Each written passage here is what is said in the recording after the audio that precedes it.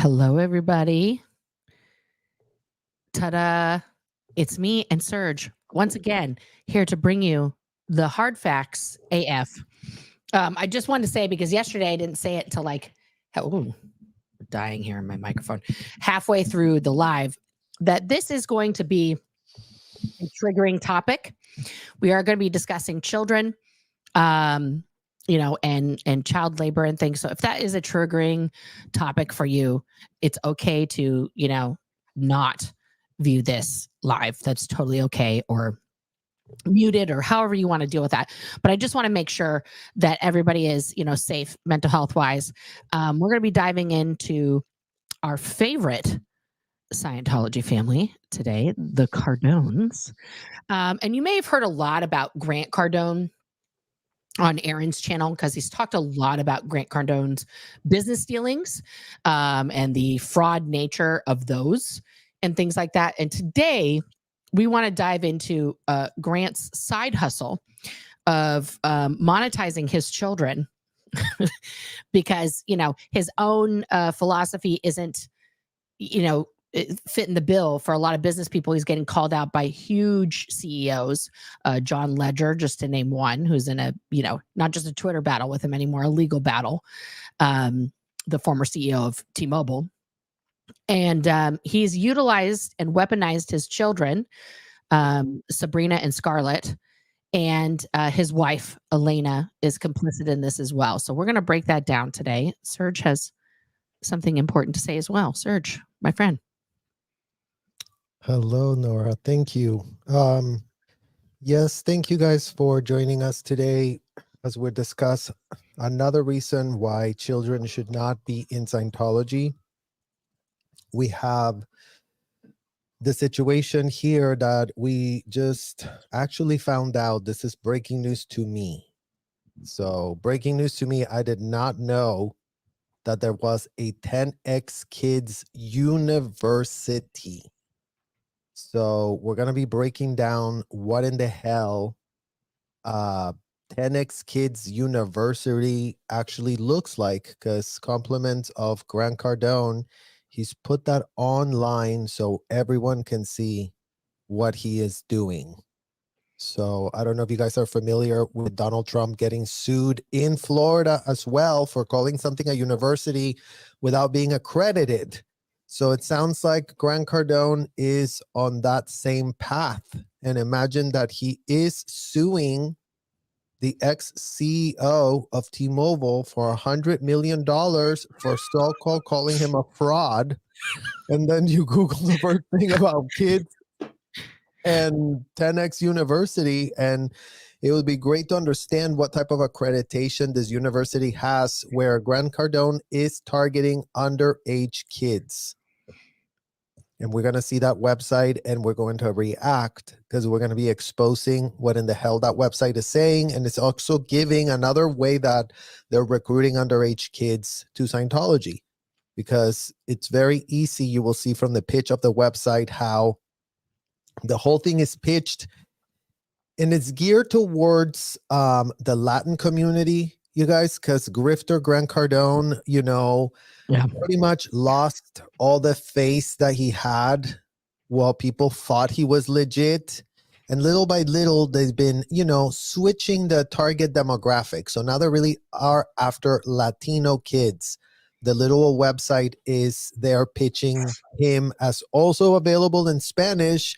And I also did a little YouTube investigation to find out that there's so many of his videos, Grant Cardone and Elana Cardone's videos, now getting dubbed into Spanish. They sound awful and horrific. But this is a community that is very susceptible to the scams. They buy the pitch. He pitches himself as this great financial guru that he isn't. And those are the people that are getting scammed. Yeah. It is. Wow, guys, I've just been opening some more things to go over. So we're going to dive into this. Okay. It's a lot to break down, but we're going to break it down, and we're going to start here. I'm going to start. This is something Serge doesn't see. We went over a lot of stuff, but I just found a whole bunch more stuff. So I am going to go here. Ba-bum, ba-bum, ba-bum. All right, so we're going to start right here. So, guys, there's Grant Cardone. He has several totally separate businesses. Okay, so one of them is this. This is the Grant Cardone Foundation. This is there from GCTV because he's launching his own television studio and series. Does this sound familiar to anyone? Is he following the Scientology playbook, play by play? He's starting his own cult, guys. Let's just call it what it is. He's literally starting his own cult with the Scientological model. Okay. And the Scientological model, as Serge and I have described, is you put those 3 pillars out, right? What are the 3 pillars of Scientology, Serge, that you put out yesterday? Audits, ethics handlings, and courses. Boom. Okay. So, first of all, he has his foundation, which is a nonprofit where he can take in money. How, guys?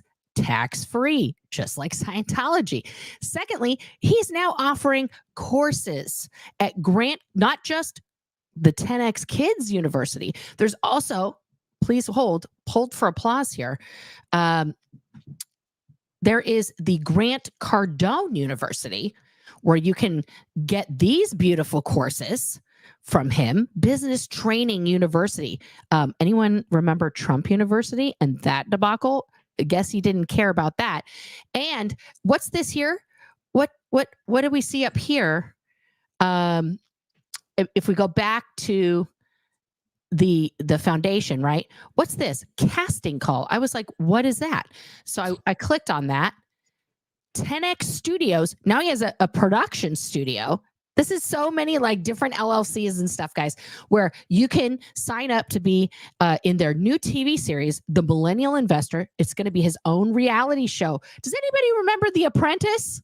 Does anybody remember The Apprentice that Trump did? And then also Real Estate King. Real Estate King. Apply for casting so you can go and be on this reality show with the newest con artist of all time, who's just, now I will give Grant Cardone credit for one thing. He does know how to 2024. He understands social media. He understands hustle in a way that Scientos as an organization don't understand. So then we go from here. And you have the Grant Cardone University here, where you have all these courses and blah, blah, blah. And now, what is this? It's the 10X Kids University. Look at this Spanish version available. Serge, look at this little flag. Look at it. It's just so cute. I literally put that on my thumbnail because, again, like the Latin community is being targeted. And listening to Confident Chris's interview, like that's one of the biggest reasons that he's out there protesting, because you know, the Latin community is so susceptible to these type of scammers. They grab them by the hundreds. I mean, they really flock to them, and those are the ones that they exploit the most because they're the most vulnerable. Like, they're so uneducated, they don't know what in the hell is going on in this guy. And they're extremely hardworking. They will work and work. I mean, most people that I knew that came here from Latin America countries when I was growing up, and they were living very modestly, and the parents especially were working 2-3 jobs and sending most of that back to the rest of their families in the countries from whence they came, because it's like, that's just the work ethic of everyone I've ever met from Latin America, from any portion of it. It's just like, we're working sun up to sundown and maybe a little bit past that every day, And if anyone has listened to Grant Cardone, I mean, we have done it ourselves with a vomit bag next to us, because he's, again, just like such an example of the Scientology pitcher. They just pitch all these lies, and they purport to be all valid and whatever, but it's like, it's always the same thing. Like, now it's so easy to spot the amount of lies that are being spewed by him. And again, this is a guy that, thanks to L1 Harvard, his amazing opinion leader that told him universities are crap. He shits on universities all the time. He's always shitting on schools. He took his own kids out of school. He's so-called homeschooling them So in what world is the man who all over the public record is shitting on schools, universities, and everything, opens his own? Well, he doesn't even have his own daughters going to a school.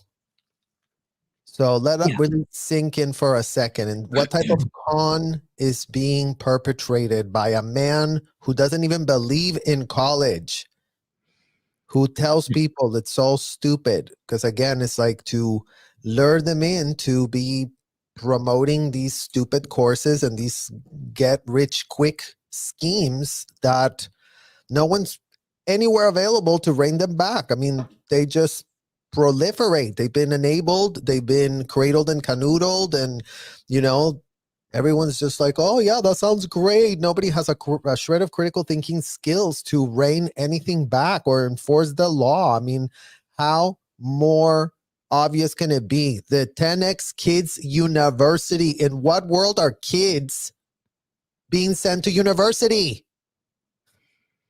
It's crazy. But also what is more hilarious about this is, of course, that, Elron Lafayette was an F student in college, got a made-up degree from a fake university, then went on in his, cult dogma to do exactly what you just said, just to crap all over education as a whole and say, everybody has it wrong. Only I know how to educate. Here's the quote unquote study tech, which he stole from two actual teachers who developed it and changed it up, twisted it. And then on top of that, to indoctrinate people into this radicalization of their the way that they are raising their children. This website is not a surprise to me that now Grant Cardone is following this model. And I want to say I have to be careful of myself today during this talk, because watching Grant Cardone with his daughters and watching his daughters talk is bringing back a lot of memories from me personally. If my dad had been successful in the way that Grant Cardone is quote unquote successful, I would have been Scarlett 100%. My dad used me constantly in his schemes that he was doing. When he was driving a taxi in San Francisco at the age of 6 and 7, I was sitting in the front seat with him 1 a.m., midnight, talking to passengers like a little teeny tiny adult, chatting it up with them to get extra tips. And then he would take a percentage of my tips because, I was working for him. As a child, or he was selling Thigh Masters for a while.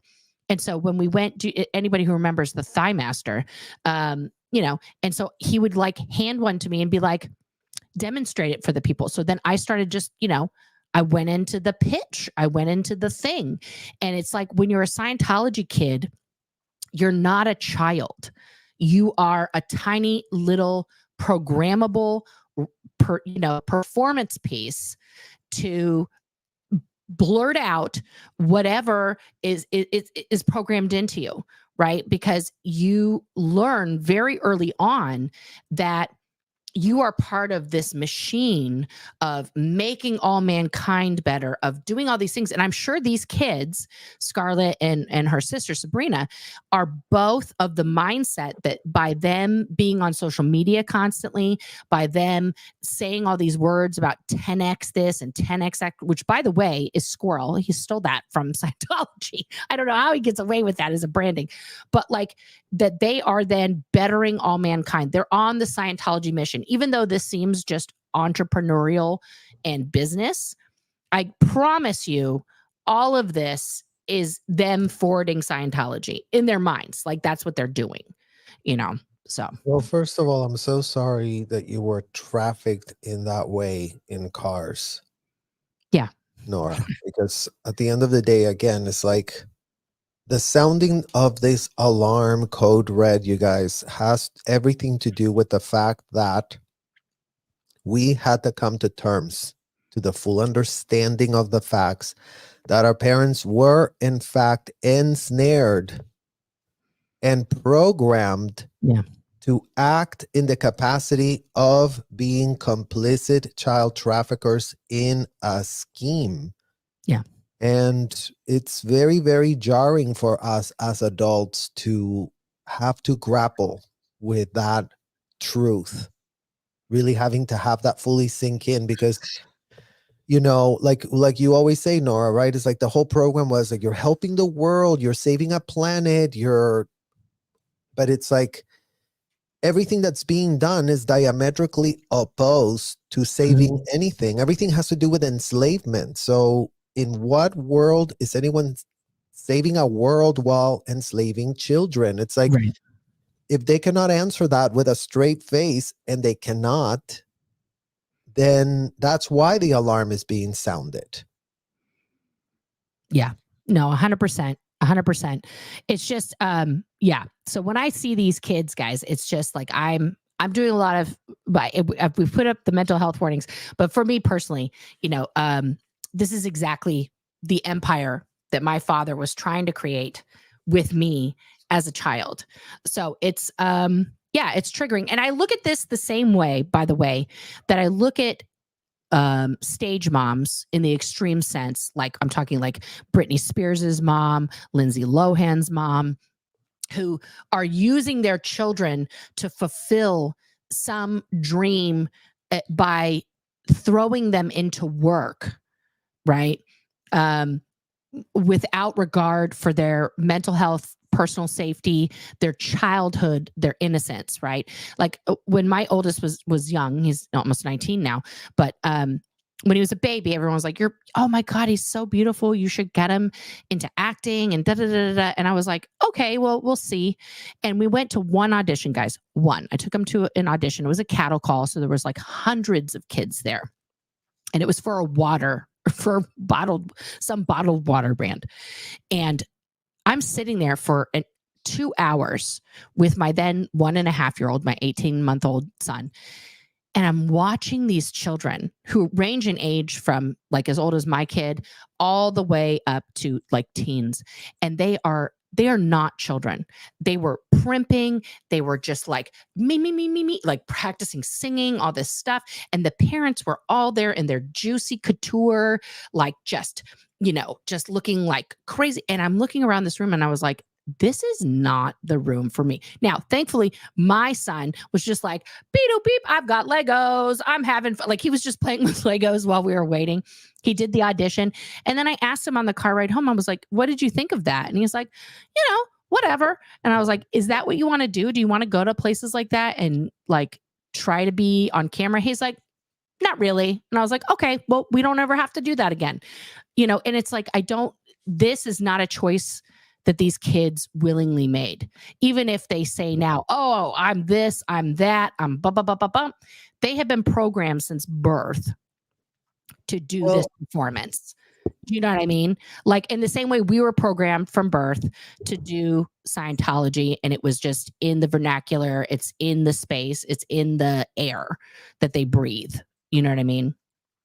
Well, it is because the children are being taught words that don't make a shred of sense, Right. Euphemisms that are being used to control you in a way that is fully unthinkable and fully indefensible. That's, again, going back to, this is why we're sounding the alarm code red. Mm-hmm. All of these false euphemisms that adults use to speak in code between themselves, so that only they understand what they're talking about. Mm-hmm. Yeah. It's like, this is by design that these people wanted a special language. This wasn't a mistake. They wanted all SA to be categorized under a false euphemism, so they could talk about it, so they could be about it, so they could all be all about it, and then nobody would suspect a shred of a thing. Right. But you know what? It is the year 2024, and today that's why all of this is being called out. That's why we're calling out Grant Cardone. In what world is this man being allowed to run a website to lure kids? Yeah. I mean, and look at this page here. You can become a sponsor, right? So through corporate and community sponsorships, we are able to provide this program to nonprofits, youth centers, and schools across the country and around the world. To find out how you can become a sponsor and make an impact, please click below. So this is dissemination, and they want to put it in youth centers. What does that mean? Is that just YMCAs? Is that just Boys and Girls Clubs? Or is that homeless youth shelters? Or is it like, what service is this actually giving, to teach your kids, these things, financial literacy, big money, big dreams. Oh, and here's Grant. Just look at him. No, and read his bio, please. Okay. So Grant Cardone is an American businessman, equity fund manager, $4 billion in assets under management, real estate investor, business author, and founder of 10X Growth Conference, 10X Health System, Cardone Ventures, and 10X Studios. Also, author of 7 best-selling business books, creator of Cardone University online education, and and the 10X Growth Conferences, the largest business conference in the United States. He's featured on season 2 of Discovery Channel's Undercover Billionaire, where he takes on the challenge of building $1 million business in 90 days. Grant is also a New York Times bestselling author of 8 business books, including the 10X. Well, wait a minute. It just said he was this is 2 different stats on the books. I'm confused now. 7 best-selling business books, and now it's 8. Like, somebody needed to proofread that. Cardone uses his massive 15 million plus following to give back via the Grant Cardone Foundation, a nonprofit organization dedicated to mentoring underprivileged and troubled youth in financial literacy and entrepreneurship, especially those without a father figure. Bing, bing, bing, bing, bing, bing, bing. Yeah. I mean, hello, FBI. Is anybody there? Right. Anybody there, FBI? Right. And he's saying, Grant Cardone created the foundation as a result of experiencing the traumatic loss of his father when he was only 10. Growing up without a father figure in his life affected him emotionally, socially, academically. So he has made it his mission to help young adults who may need life and career guidance just as he once did. Isn't he such a good guy? Wow. The fact that he's pitching himself as a father figure to underprivileged kids. Gross. It really says it all. Like, this man is no father figure to nobody. He is following the writings of a convicted felon. Yeah. He has decided that children are adults. And you know what? They're very manageable and malleable. Mm-hmm. So whenever we get told, oh, no, they really did stop targeting kids inside of Scientology, here it is, brought to you by Grant Cardone himself. They are actively recruiting, targeting kids being brought in with this BS pitch of a university of kids. I mean, is anyone in Florida literally have a shred of critical thinking skills in that entire state? How in the hell can no one in Florida rein this man back? Imagine he's targeting kids. Imagine Donald Trump was targeting adults. Yeah. And he's targeting kids, He's targeting kids. 10X University, 10X Kids University en Español. Yeah.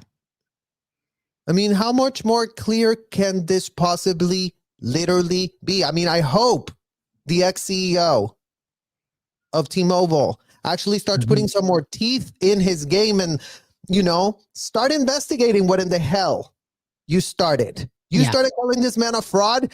They're trafficking kids inside of the hotel that he's a paid member to. Just an FYI, just so that your lawyers can be up to speed. Yeah. Literally, start getting up to speed as to who's at risk inside of those hotels. Who's at risk being brought into 10X Kids University. Yeah. Yeah. And because it's online, right, it can be used in any state or country at this point, right? Literally, but because he's based in Florida, his company, his foundation, all of those things, Florida laws are very specific. especially when it comes to kids and stuff like that. So this is something that should be, as you're correctly saying, Serge, investigated by the FBI, by, I don't know, all of the alphabets of government. I mean, they're telling you right there who they're targeting. Like, yeah. What was it? What was it? Can you read that again? Which one? Who they're targeting for young adults who... Yeah, a nonprofit organization dedicated to mentoring underprivileged and troubled youth in financial literacy and entrepreneurship, especially those without a father figure. So it's very specific. He's not just going after kids. He's going after fatherless kids. So in this country, he's targeting non-whites. Let's be honest. This is it's a racist thing, because it's a total speaking, but he's also doing a dog whistle in that, because a lot of people like to say that brown kids grow up without dads, which is no. You know what? Actually, you know what? There's a lot of in the Latin community, there's a lot of Latin women that are single moms. Right. Also right? in the African American community. He's targeting the moms, because the mom go, oh, my kid doesn't have a father figure. Oh, look, he says he's a billionaire. Here you go. Here's my 14-year-old. Really teach him and start selling him this BS that he's not a child, that he's an adult. And again, it's like they seduce you guys. As a child, as teenagers that we were, it is very seductive for adults to come to you and say, you and I are on the same level playing field. I mean, you guys that are moms out there, you guys that are dads out there, just think about that fact. I mean, 11, 12, 13-year-olds are being told that they're adults. They can speak to adults, like Nora was saying. We were all speaking like adults. That's the language of Scientology. It adulticized the children and infantilized the adults. That's why the code red alarm is on. Yeah. Because again, it's like the grooming is happening. The grooming is happening from your parent to you.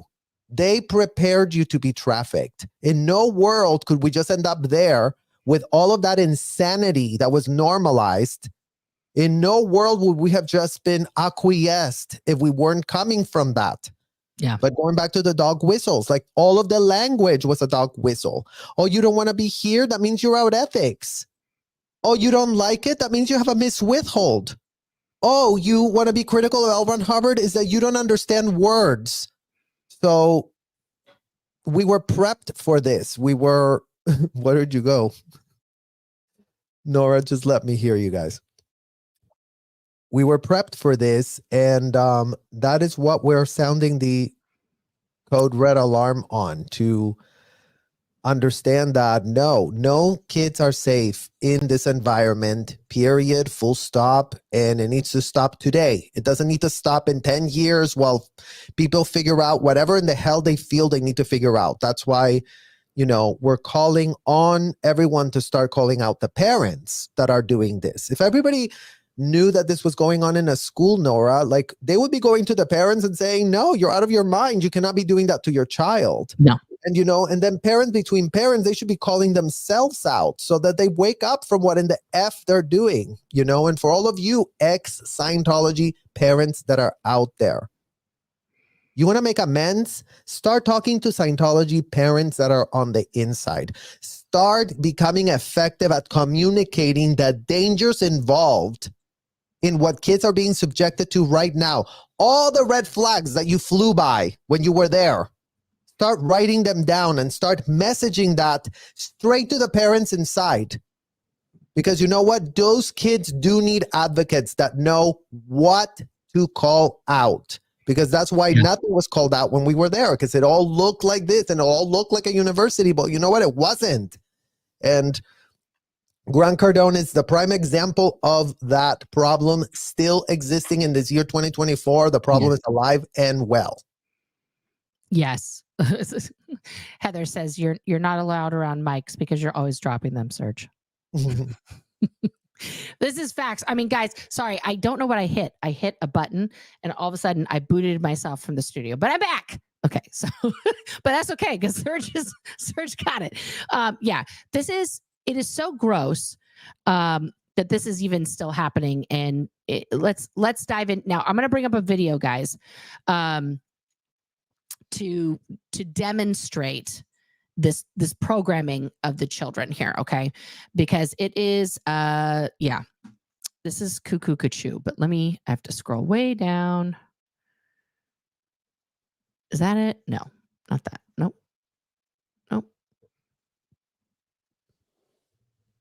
Okay. I got to rewind this, guys, so you can see this video is from 3 years ago. Okay. So let's just start at the beginning. My name is Sabrina Cardone, and I'm 10 years old. No one is better suited than a 10-year-old to talk to you about 10X. And let's face it, I'm the only 10-year-old here.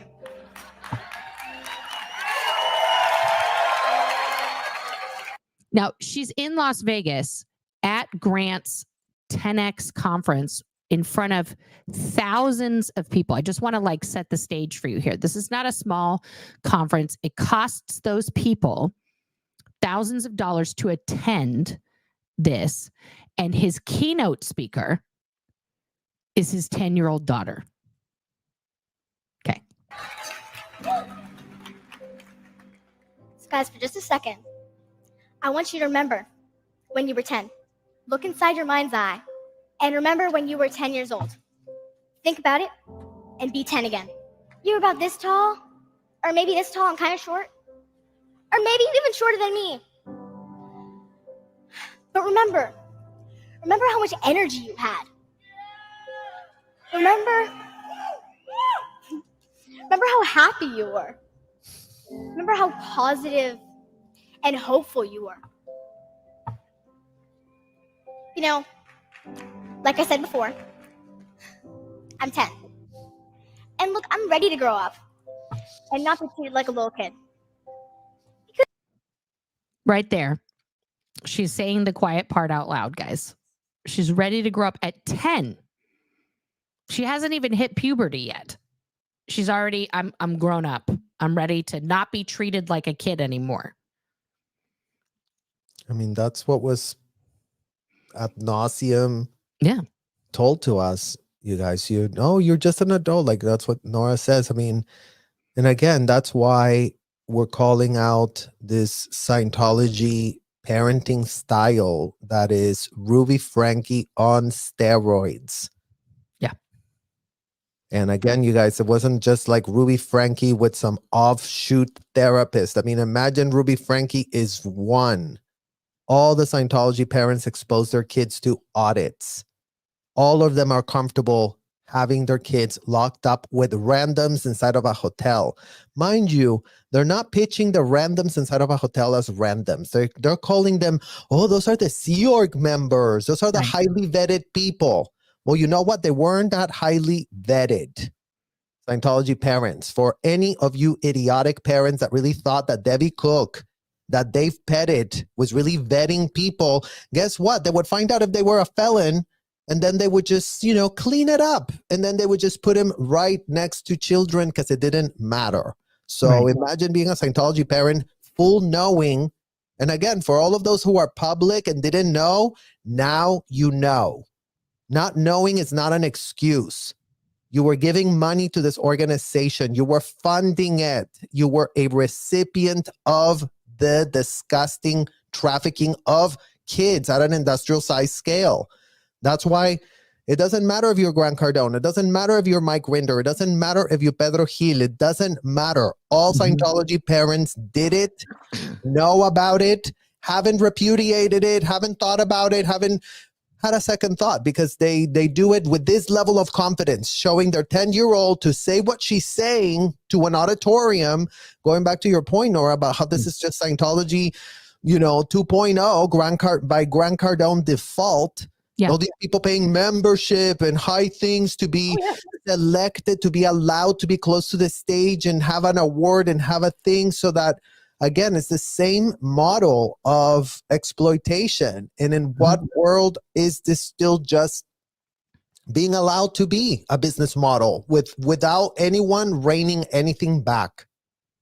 Yeah, no.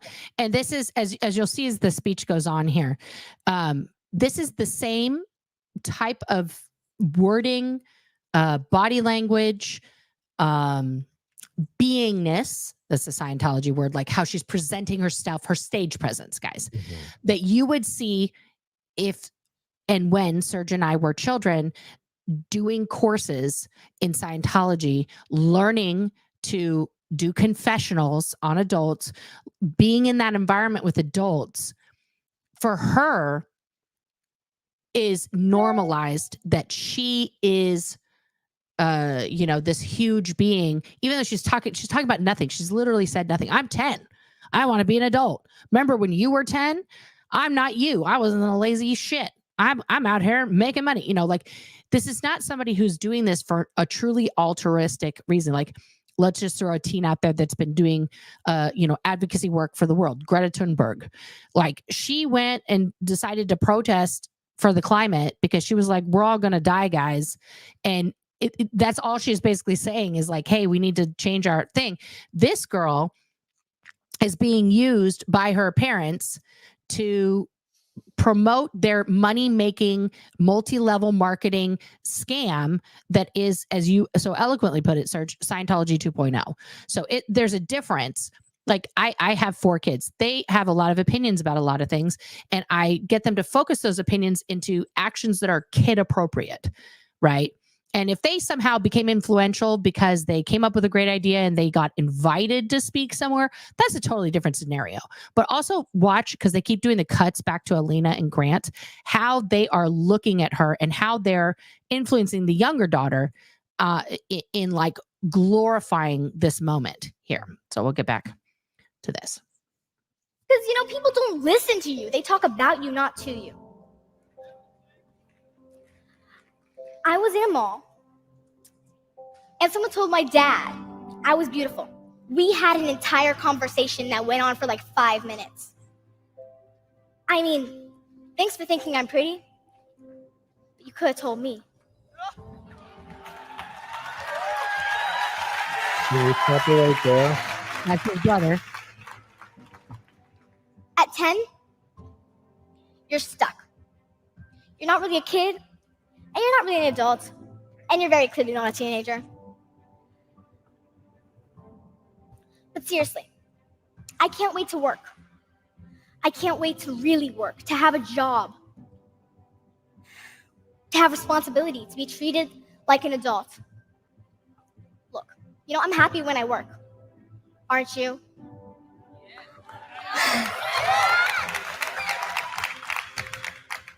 I'm happiest when I'm busy. And I'm most fulfilled when I'm contributing. Yeah. I love goofing off. Sleeping in. I love my computer, my phone. Mom took my phone from me, though. It was like taking me off life support. See, hold on, just stop 1 second. This is just giving such Ruby Frankie vibes. Yeah.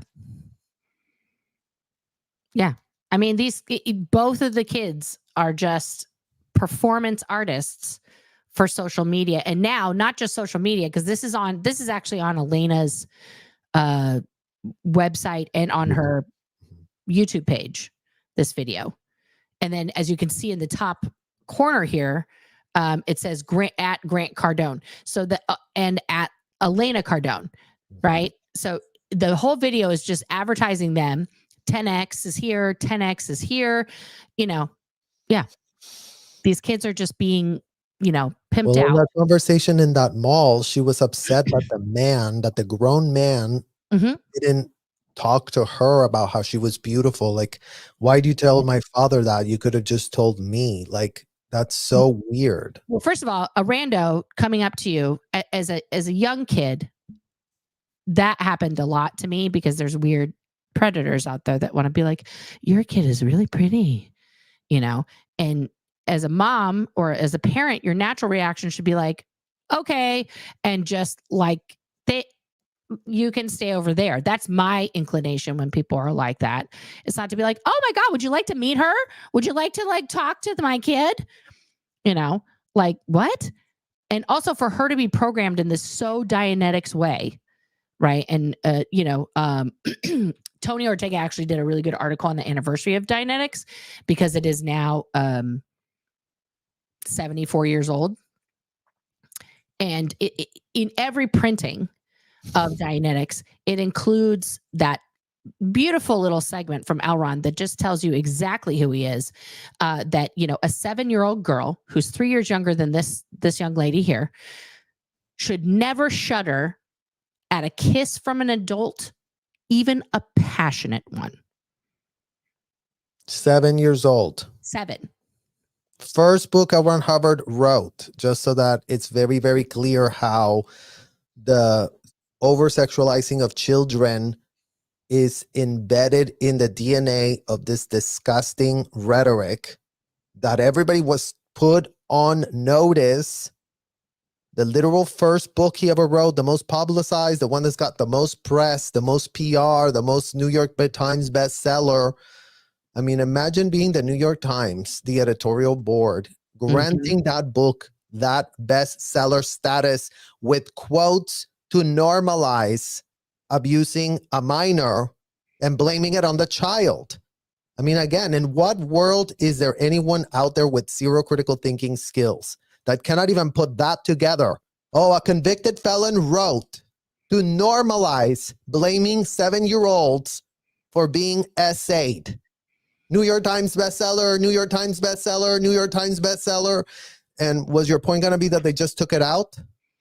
No. They didn't take it out. But Tony also published that when he made this book, L. Ron, he confided in his friend Forrest Ackerman that the book was going to be useful for men who wanted to run roughshod over unsuspecting women. That means, you know, essay and graping. Okay.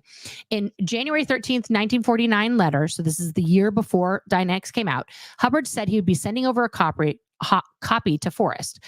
Good as my word. However, I shall ship it along just as soon as it is decent. Then you can grape women without their knowing it. Communicate suicide messages to your enemies as they sleep. Sell the Arroyo Seco Parkway to the mayor for cash. Evolve the best way of protecting or destroying communism and other handy household hints. If you go crazy, remember you were warned. Good publishing trick, by the way, is to have the bookseller make the buyer sign a release, releasing the author of all responsibilities if the reader goes nuts. Scanning it to insert a few case histories I'd come across here and there, I got interested again and have not decided whether to destroy the Catholic Church or merely start a new one. And I grow restless when I think of all the charming ladies and young boys who walk around without the slightest taste for life. Ew. Okay, and this is yeah, that was what he said, Serge, before the book came out. There was never a moment that this was meant to help anyone.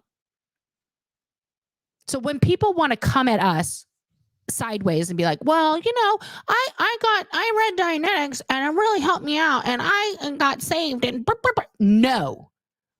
Full stop, no. Okay, and this is the passage down here. And according to Tony's research, it's in every version of the book, even the newest one. The 7-year-old girl who shudders because a man kisses her is not computing.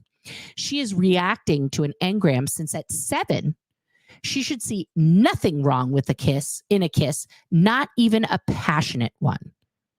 There must have been an earlier experience, possibly prenatal, which made men or kissing very bad. Okay.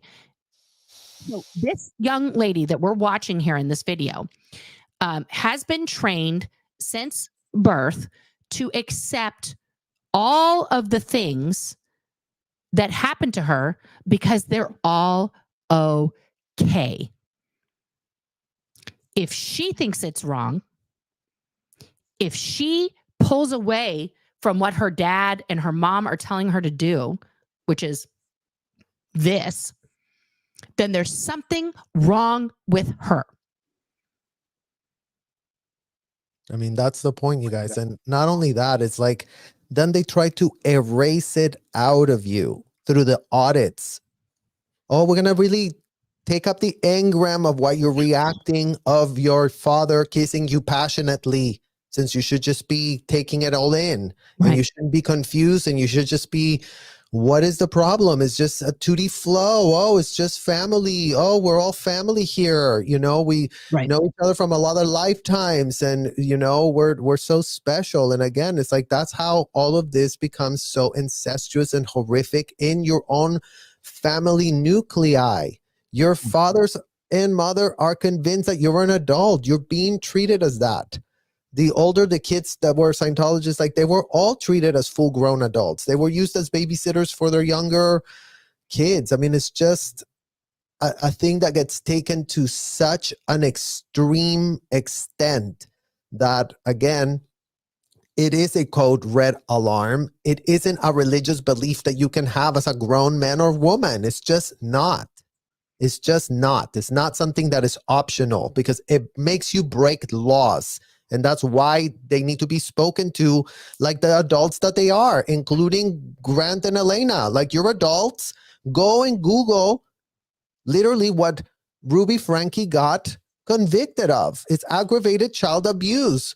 Check out what's categorized as aggravated child abuse. Because in what world is what L. Ron Hubbard pitched, including this disgusting book, his first one, where he told all his adult paid proteges that essaying a 7-year-old is a problem a 7-year-old has. And we have a technology that will get the engram out and will get her computing back to normal.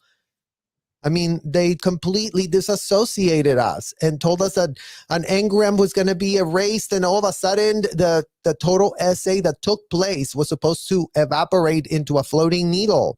I mean, how more stupid can all of these people be? And going back to the protest, Nora, imagine that the LAPD, the idiots at the LAPD, show up to arrest child advocates protesting, interrupting the so-called religious services. So imagine that you have children locked up in that blue building getting interrogated, locked up in that blue building getting ethics handled, locked up in that blue building being put through courses, and you know, the LAPD is very pressed that, God forbid, anything interrupts that disgusting thing that we're calling out. You know, the thing that we needed advocates outside yelling at the hotels. Stop hurting the kids, like somebody else already said in the protest. Go back through all the protests. Where are children being protested in these protests? They're not. They're not being protested. No.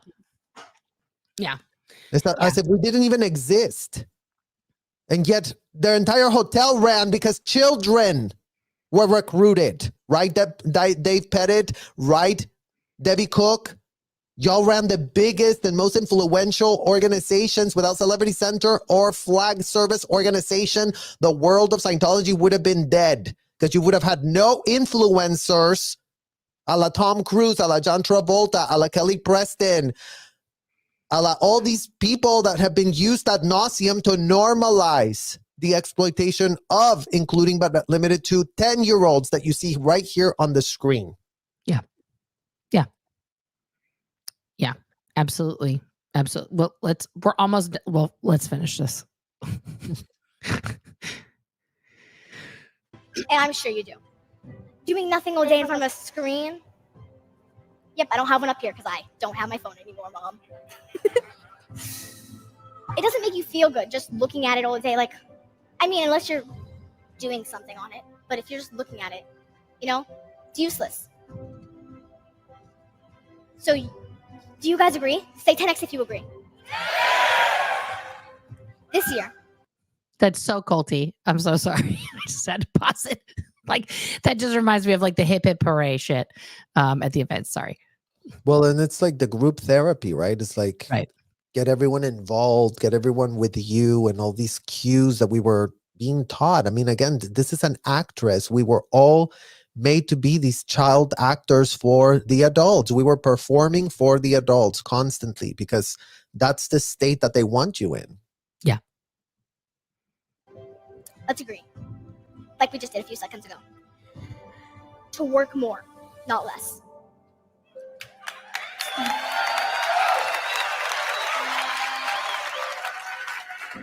To learn more, not less. to experience more, not less. That's what 10X is about. Okay, on your feet, guys. Come on.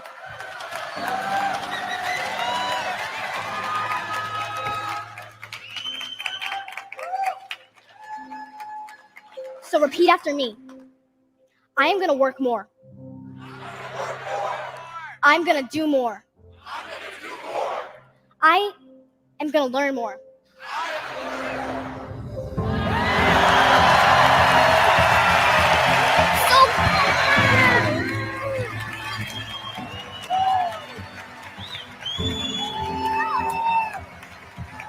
Hey guys, thank you so much for Listening. come here, Sabrina, come here.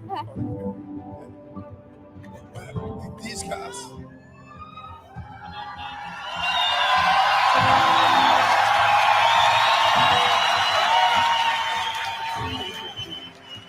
I was 45 years old and I was by myself in my life.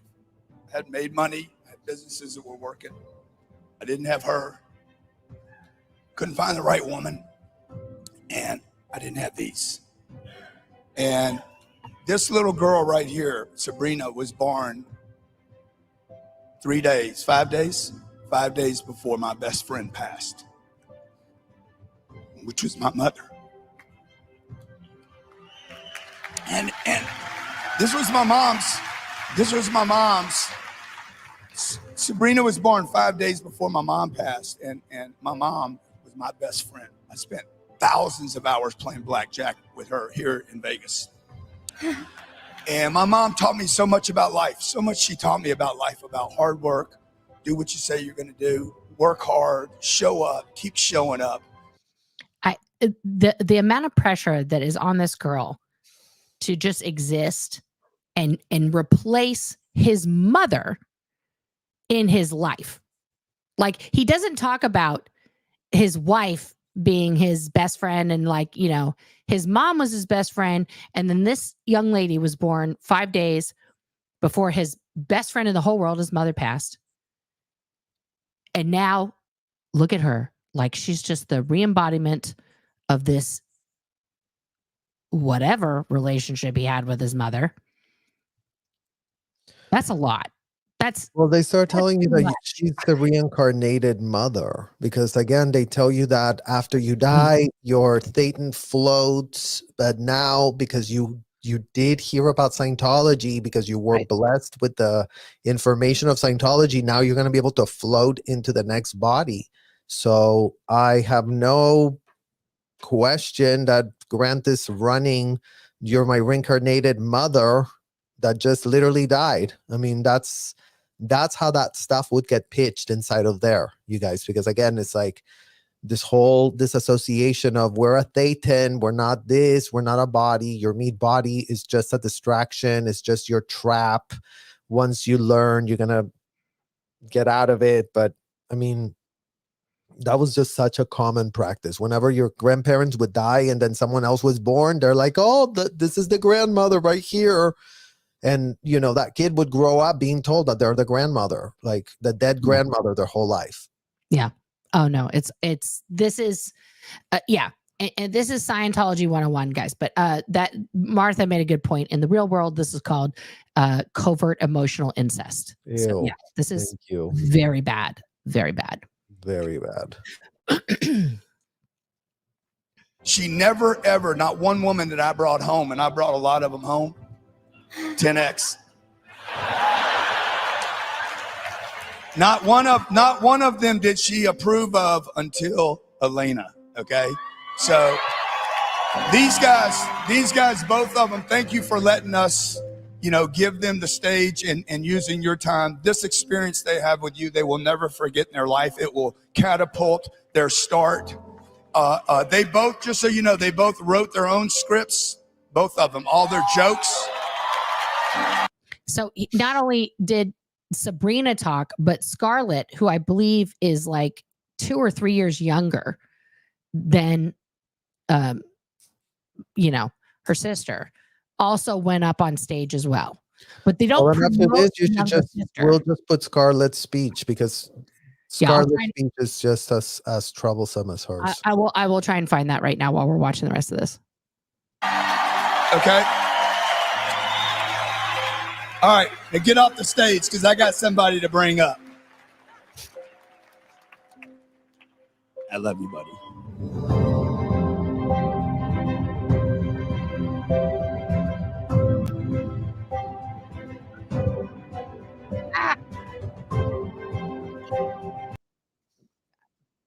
I mean, just outrageous, you guys.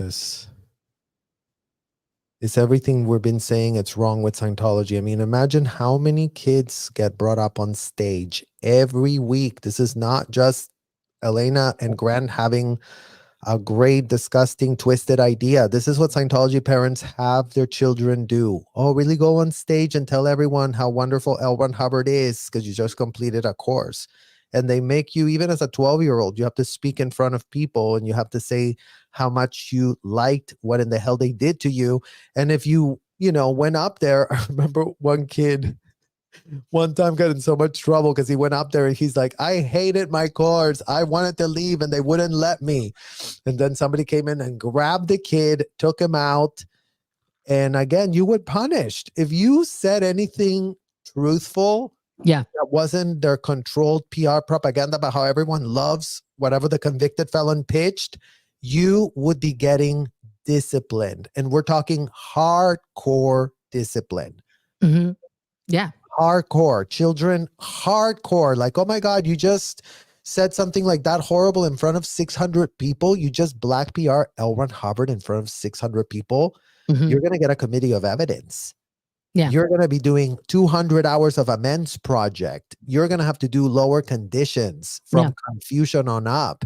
You're going to be locked up. You're going to be put on the meter for hours on end until we find out all the other crimes that you're criminally hiding. And this is how children are being spoken to with the full endorsement and consent of the parents.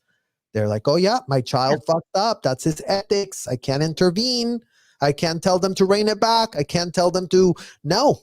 Because the parents already signed over their kids to be disciplined by people that complete 2-week courses inside of the hotel.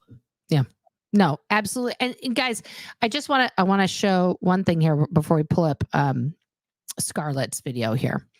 Let me go here to where did it go? How come I can't show that?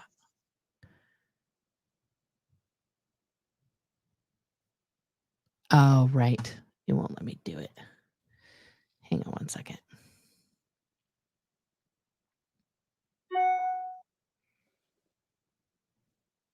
Yeah, and I see somebody here saying, I'm concerned more businessmen are going to think this is a good idea. How freaking creepy. All those people applauding. Insane. I mean, that's the point, guys. Like, this is all being shown. This is being put up on Facebook as on YouTube as a great accomplishment. This is going viral.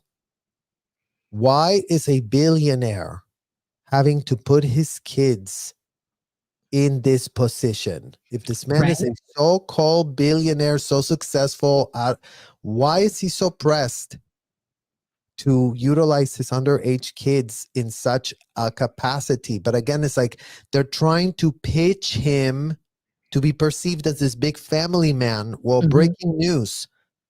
The family man and this mother donate millions of dollars to children in the Sea Org that are abused because they are donating money to those hotels. Yeah, they're donating money to the child trafficking. I just wanted to share this. So this is me at 5. That's my dad. And why I bring up the comparison to Grant Cardone. This picture was a happy day. This was taken by my then godfather, Paul Elkins, who was a professional photographer. So it's got that, like I got to pose on like, a tricycle, and we had like a lot of fun. Right. But this same guy who I'm working through a lot of therapy, guys, on my daddy issues, just a typical American girl here. So many daddy issues, but coupled with the club. Yeah. Join the club. Serge and I, just 2 American girls sorting our daddy issues out together. This man who was charming, funny, fun, well-spoken, could, sell ice to somebody in the middle of, the polar regions. Okay. Like so much like Grant Cardone, but also took that tiny little sweet girl that was me and trained me from an early age to be a personality, to be, always talking to people. Like, since I could talk, my dad taught me to, how to shake a person's hand properly, always look them in the eye, introduce yourself with your full name. Like, I used to answer the phone, guys, at that age, teeny tiny. I was not even 3 feet tall. And I would answer the phone hello, Silva residence. This is Nora speaking. How may I help you? Like, I'm answering my own phone in my house. And people thought that I was my mother, because at 5, I could mimic my mom's adult voice. Okay. It was also the 80s. It's a different time period. I spent a lot of time alone learning things, but this is the same man who would take me in his taxi, or when he was being a private investigator, would hand me papers, like legal service papers when you get served, and tell me, oh, you see that guy over there in the park that's playing with his dog? I need you to ask if that's, John Smith. And if it is, just hand him this envelope and say, you've been served. And I'm like, okay, got it. And so I would saunter over with that cute, adorable little face and be like, excuse me, are you John Smith? And they're like, oh, that's so strange. A tiny little 5-year-old's asking me if I'm John Smith. I am. Oh, okay. This is for you. And then they'd grab it and say, what's this? I'd be like, you've been served. And then, and then the person would realize they just got served with legal papers by a tiny child, and then start having a freak out, at which point my dad would, hustle over and we would skedaddle. We would, bolt before things got cray cray. But it's just like, my dad was using me to make money. Grant Cardone is using his children to run a fraud, faux help empire to make millions of dollars that he's laundering all over the place. And as you pointed out, he's one of Scientology's largest donors. Okay. Him and like 10 other people are keeping Scientology the lights on worldwide. Because as we've seen, when I go out to protests in Portland and other places, there's like 20 students. There's nobody. Well, yeah, Nora, but I mean, again, it's like the idea that Scientology was supposed to expand and be in a lot of places is so false based on how they qualified people to see if they belonged. Mm-hmm. And I think that a lot of times people really think it's like, oh, Scientology is not expanding. Who cares? Scientology is a millionaires club. And yes, Grant Cardone is at the top of that. But you know what? There's hundreds of millionaires. Look at the IAS donation stuff. Like, and again, these people are not going to ever run out of so-called money. The whole pyramid scheme is running on appreciation of assets, and laundering money of all the trafficking and all the services that they're having delivered by children. Right. Which is, again, what's being sounded an alarm code red. It's like you just said about how your dad put you to work. Well, imagine Debbie Cook put me to work to make her $100,000 every week. Why was I a 15-year-old being charged to make Debbie Cook $100,000? Right. There's no difference, guys. There's no difference whether Serge was in the Sea Organization as a volunteer for 1 billion years, giving your life away to save all mankind, or what my dad did as a Scientologist. It's the same. It's still child abuse. It's still child trafficking.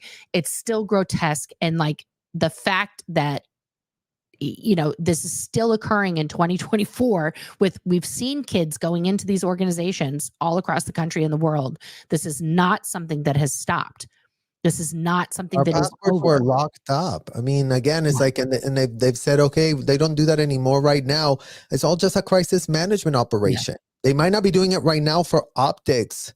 People do not get access to their passports. They get told it's illegal for them to leave. As a child, you believe them. As a child, they act real confident, as if they are the law, as if they supersede all the law, as if they are somehow above the law because the IRS gave them a 501c status, and all of a sudden, all these hotels and commercial buildings could just be running around lawless. Yeah. This is absolutely true. Let's take a look at this video with, oh, there we go.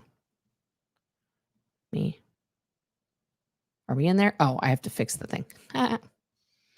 There we go. Mhm. Let's see what Scarlett had to say. So today I'm here to share 2 things with you. Are you guys okay with that? Okay, so the first thing is something that took me years to perfect. Ready? So you put your hands in front of your face, then you turn them in, and when you turn them in, you tilt your head back. It's called a scarlet dip. Anyway, very important. Do it again. Get everybody. Do it again. Okay, ready? Yeah, get them ready. Perfect. Oh, it's so good to see a whole room doing that. Okay. So the second thing I want to share with you guys is my speech. So, I heard my papa talking about procrastination. He said, waiting only makes things harder. Look, I'm only a kid, but when I heard him say that, I thought to myself, that's so true. I thought of the time when I was in my house, not too far from right here, in fact. If you left this place, you could see my house. Anyway, that's besides the point. I was watching a baking show on TV, and I thought to myself, I should do my homework.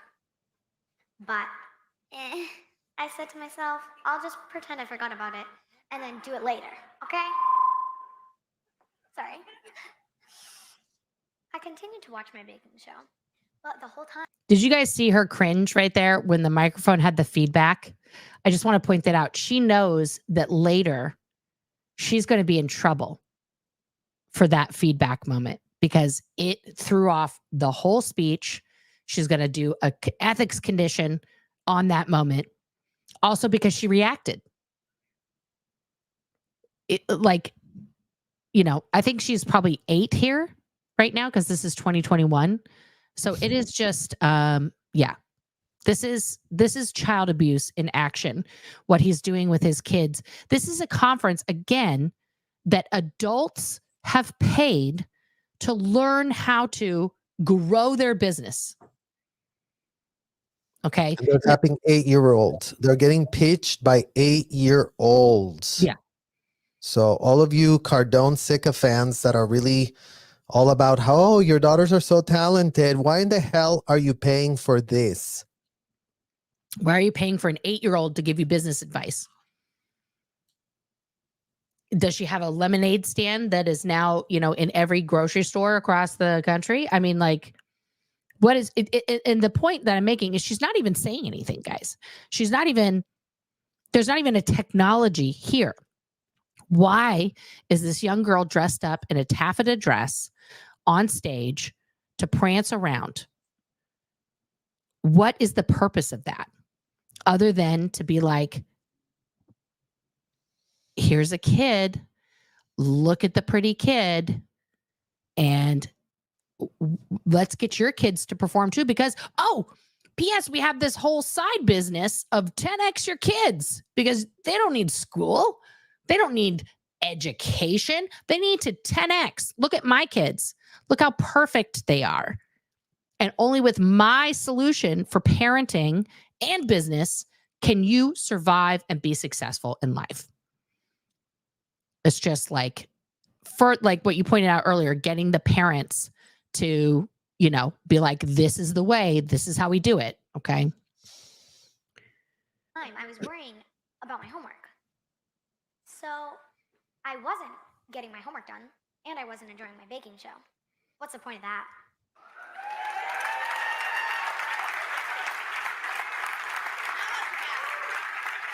Thank you. Thank you so much. The dictionary defines procrastination as delaying or postponing something, putting something off. What are you doing when you're procrastinating? You're putting off what has to be done. You're putting off what has to be done either way. You're lying to yourself, and you're betraying yourself. Most of all. So she defines procrastination. She does some word clearing. And then she twists the actual definition of procrastination into a shame spiral for yourself. This is so textbook Scientology. Like, I can't. Well, she said betraying yourself is like, Right. you're in a treason condition. That's what they tell Right. you. You're Yeah. procrastinating. You're not doing your job. You're not working. You're not contributing. Down You tone. are, down stat. It's crazy. Thank you. Thank you so much. This is probably edited. Thank you, guys. Yeah. Thank you. Thank you.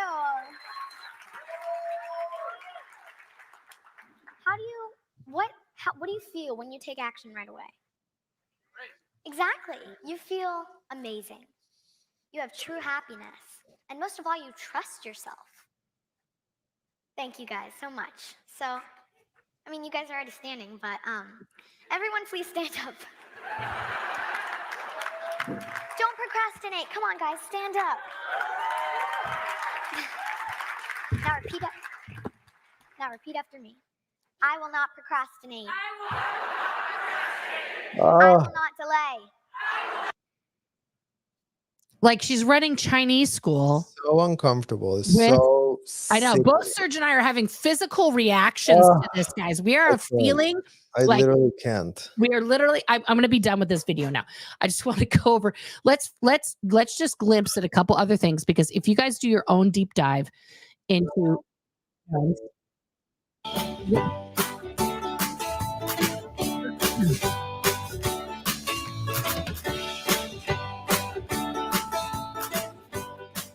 Hello. Hey guys, Look how tiny they are. Look how tiny they are. my name's Sabrina and I can do anything. Welcome back to another 10X Kids. Oh, I almost forgot. Her name is Scarlett, and we have a special guest, my father, which is oddly light. Very light, isn't he? He got shrunk when he was going to visit the giant. Yes. So now he's tiny. Yes. He wanted to be a bird, but he wanted to shrink down to the size of a bird, but the bird wings didn't really get up that well. So let's talk about things. Today's topic is going to be, is See, now he's going to start telling them what to say off camera. Now, as a child of the 80s and 90s, I will say my siblings and I had a camcorder. For those of you in the ancient 1900s, kids, we did not have the YouTubes. We had to record ourselves on a device called a camcorder with tapes that you could then enjoy in your home only. Right. And we would do like little plays and stuff. Like, we would write a little play and it was imaginary. It was just like we invented it and we tell jokes, and then, it was ridiculous and that kind of thing. And, we were just kids. Now, what are they supposed to be talking about? Let's see.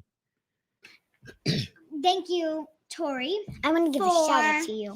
Yeah, we want to give you a shout out to Tori, whatever his last name is, who gave us the question of what does your father teach us? What's the most good thing that he teaches us? And we're gonna answer that today. Yes, and my father. Where is the thing that I can look at? Is it there or is it there? Well, anyways, what have you learned from your father, kids? What have you learned from your father, kids? Well, what I've learned is how to how to speak in front of 9,000 people at the age of 5 and 6 with.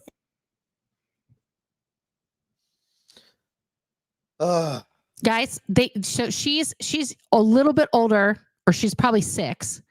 She's already like, I can speak in front of thousands of people. And not be scared. Yeah. And not be scared. Yeah. Like, what? What? Why? Why does she need to learn that? Why does any 5-year-old need to be like, oh, you know what a life skill I need is? Let me talk in front of, 9,000 people. What? There's very few people in the world, guys, who are ever going to be speaking to a room filled with thousands of people. I've done it. Serge has done it. Where did we do it, guys? In the cult.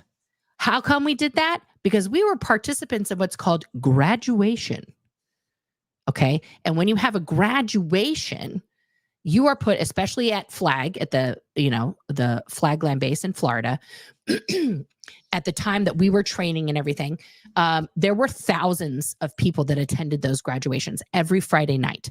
And if you were chosen to give a speech about whatever thing you just finished, it had to be perfect. And I mean, within an inch of your life, you could not mess up one single word. And case in point, when I was on training there, I got chosen to speak on the night that Heber Gents was there in the front row. And he had sitting next to him 10 Shinto Buddhist priests. Do you remember that night, Serge, when the Buddhist priests were there? Okay. So I had just finished my Method 1 co-audit. And I had had some interesting thoughts, realizations during that about artists and my purpose at Celebrity Center. And I wrote this really beautiful speech about how this was going to help me to be like the best Celebrity Center person, right? Debbie Cook read the speech and she said, you know what? This is really good. It's a really good speech, but it's not about us. It's not about Flag. Right. I need you to rewrite this speech. And if you want to go on, it better be good. And she just sort of like tossed my speech on the floor. And so I thought, okay, how can I make the best speech in the world? Okay, so I'm 19. The whole wide world. The whole wide world. I've got to make this best speech. I'm 19 years old, guys. Earlier, before I went to Flag, I just lost my father. He had passed suddenly. And I was newly married to a person who I later got that marriage annulled, guys. So there was a lot of weird things. It's where I met Aaron and Serge and everybody else. So I wrote this speech that went on to be shown at every org around the planet. And I became known as the perfect girl. And in that speech, I wrote this line where I said, I intend, and I was referring to like you and everybody else who was supervising at the time. I said, I intend to become the reflection of your perfection. Do you remember that? Mm-hmm. And when I got home from training and I would ride the bus to go home, all these guys from int management and middle management would be like, you're the perfect girl. And I was like, what? They're like, we've seen your speech. We watch it all the time. We watch it all the time. You say it, say the line, right? That was a lot of pressure, guys. Perfection, first of all, is unattainable. Just for those out there with perfection complexes, it's unattainable. But we were told we were perfect.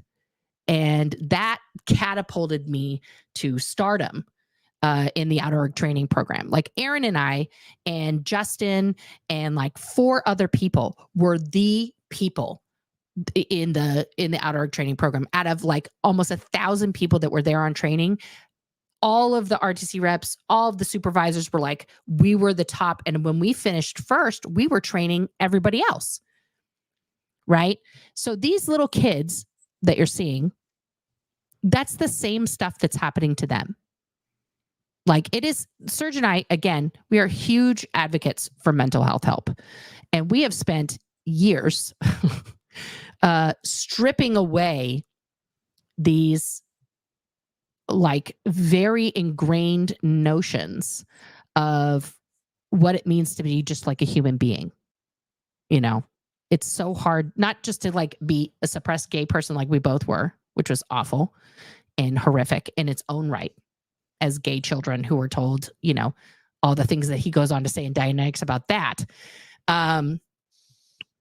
But just to like be able to be a human being without that amount of pressure on you all the time that was put there for years and then you repeat it in your own head is incredibly hard. It's incredibly hard. And I cannot emphasize this enough. You cannot do it alone. This is not a solo activity. You have to find friends, obviously. Serge and I talk about this a lot. But you have to find a therapist, mindfulness, yoga, all of the things to repair yourself. These kids, I don't, they're also living in a different world than we did, where they're on the internet now. This is forever. Their child abuse is on display forever. At least we had the, anonymity. Imagine if our shit had been recorded. I mean, actually, guess what? It was. Guess what? Everything was recorded except that, the video cassettes are being, locked up by Debbie Cook and the rest of her cohorts. Yeah. I mean, we were everything recording was in a video different way. recorded. Everything was televised. Everything was streamed. Everything was shown everywhere. Making kids the poster childs to lure more children. We were used to lure more children. We were used to normalize it. Yeah. They told the kids, oh, don't you want to be like Nora? Don't you want to be like Serge? Yeah. Be part of that hotel, sign your billion-year contract. And we couldn't be more disgusted that that's how these people were luring other children into the hotels. And that's why we're here denouncing it all. Disgusted beyond. Yeah. Why is it still happening? Why is there no repudiation? Why is the repudiation of it just completely disproportional to what the danger is? Yeah. I mean, again, it's like, it's not that people don't know. It's not being said because people don't know about it. And that's why we're calling out all Scientology parents, all the people that have left Scientology and are like making it about you being the victim. If you were an adult, full consenting, full grown, turning over kids to this place, paying for abuses to be done to kids, you've got skin in the literal game. So it's not just a Mike Rinder problem. Yeah. It's not just a Mike Rinder problem. It's a literal every Scientology parent problem that has skin in the game, that has said, oh, you know what would be a great idea for me to follow the word of a convicted felon, because I'm sure that's going to be really great for me and my family and my children. Right. I mean, again, defend that, Scientology parents. Defend why the rhetoric of a convicted felon, that including but not limited to normalize essaying 7-year-old girls, is what you were going with. Because the New York Times said it was a bestseller. I mean, sue the New York Times. Sue the New York Times. If that's why you did it, if you really thought that the New York Times endorsement meant that, then I guess it's super legal. Because you know what? In what world is the New York Times publishing this book as a bestseller for how many weeks? I think they had it in the testing center. It was like 110 weeks or something. It was one of the longest running bestseller of all time until Harry Potter came around, of course. But isn't that weird that they would even talk about that? Oh my God, I can't even. Well, everything's a statistic, Serge. As you know, everything is can be staticized and monetized and manipulated by Scientology. That's the hallmark of it. We were staticized, we were monetized, and what Grant and Elana are doing with their kids is exactly what they were taught. But to your point on the parents, like a lot of people ask, and I get this in emails and stuff all the time, if David Miscavige goes to jail, which he should, he's a criminal, is that going to end Scientology? No. It will not end Scientology if David Miscavige goes to jail. Does that mean he shouldn't be convicted in these lawsuits and found guilty and like have to pay reparations or whatever the civil lawsuits are doing? Absolutely not. That's a separate matter, right? And he should go to jail for his criminal activities. But the problem, as Serge is pointing out here, guys, is that Scientology itself only exists because all the people are participating. And the adults are participating and they're forcing their children into it. So David Miscavige leaving isn't going to end it, just the same way that L. Ron Hubbard dying didn't end Scientology. Well, and going back to that point too, Nora, to add to that is, who brought kids to these hotels and commercial buildings? Not David Miscavige. David Miscavige doesn't have children. So it's the parents who are bringing the kids there. It's the parents who, as a collective, all of them agreed that whatever they were into as full-grown consenting adults that they all are and were, was completely to be done on all kids, willy-nilly, without reining anything back, without making any type of special nothing. There were no guardrails. Right. And I mean, again, it's like, no, it didn't work out well for us. It wasn't good. It was disgusting. It was horrific. And we wouldn't wish this on any more kids going through this. It's like, and we're here in the year 2024, where again, it's like the child advocates, the few of ones that have gone out there to protest, are being locked up by the LAPD. So make that make sense, LAPD. You arrest the child advocates, the few ones Correct. outside that are actually screaming on behalf of the victims that haven't been advocated for in 74 years of the scourge of this convicted felon being pitched with a full straight face as if he's some American-bred god. He's not an American-bred god. The idiot is a disgusting degenerate. Yeah. That multiplied his personality into his proteges. We couldn't be more disgusted that our parents fell into that trap. And you know what? They do have a lot of things to sort out.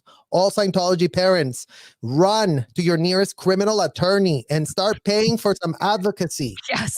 You can pay for advocacy. Go get a criminal attorney and tell that criminal attorney to advocate on your behalf. Yeah. Tell them the New York Times lied to you. Tell them David Miscavige lied to you. Tell them Mike Rinder lied to you. Tell them Debbie Cook lied to you. And then tell them that you gave over your underage kids to the disgusting hotel. And then tell them how much money you were saving while your kids were ensnared and enslaved. How much money you were saving for having a dumping ground of underage kids where you didn't have to be a parent all of a sudden. You could just literally wash it all away and pretend that your child really is saving a world. Well, you know what? We were not saving nothing inside of those disgusting hotels. Yeah. We were being put in harm's way, and we were being used as pawns in a disgusting racketeering scheme that couldn't be more criminal, that couldn't be more deranged, that couldn't be more disgusting and indefensible. So it is time for all of you to wake up. Stop trying to patch it up and be like, well, it was good here and it was good there. No, it's good nowhere. Yeah. And as long as all these kids are being put in harm's way, defend that. Defend that right now. Yeah. Because again, it's like there's so much like, and you're not going to save Elana Cardone. You're not going to save Grant Cardone. You're not going to save those people. Those people are having skin in that game. They're endorsing it. They're putting money. They're putting PR. They're lending their name. They're lending their kids. They're lending everything. So in what world are all of these adults all of a sudden really going to want to change? For who? For what? No. And that's why, because to use some Scientology here, Serge, we are putting the parents in danger. And part of the danger formula, guys, is that your senior, the person who's above you, is going to bypass you to do your job. So Serge and I and the rest of the protesters, are now bypassing these adults who are putting their kids in there, who have sold their kids off to Scientology, just handed them over, written them off, literally signed paperwork so that they can get married as underage teens and become an emancipated minor. We are bypassing them as adults. We're putting in their ethics. And we are working to get Scientology shut down, to shut down the place that they have abandoned their children to and abandoned their parental responsibilities to. Because they aren't, as Serge just pointed out, they are not going to just go like, oh my God, what?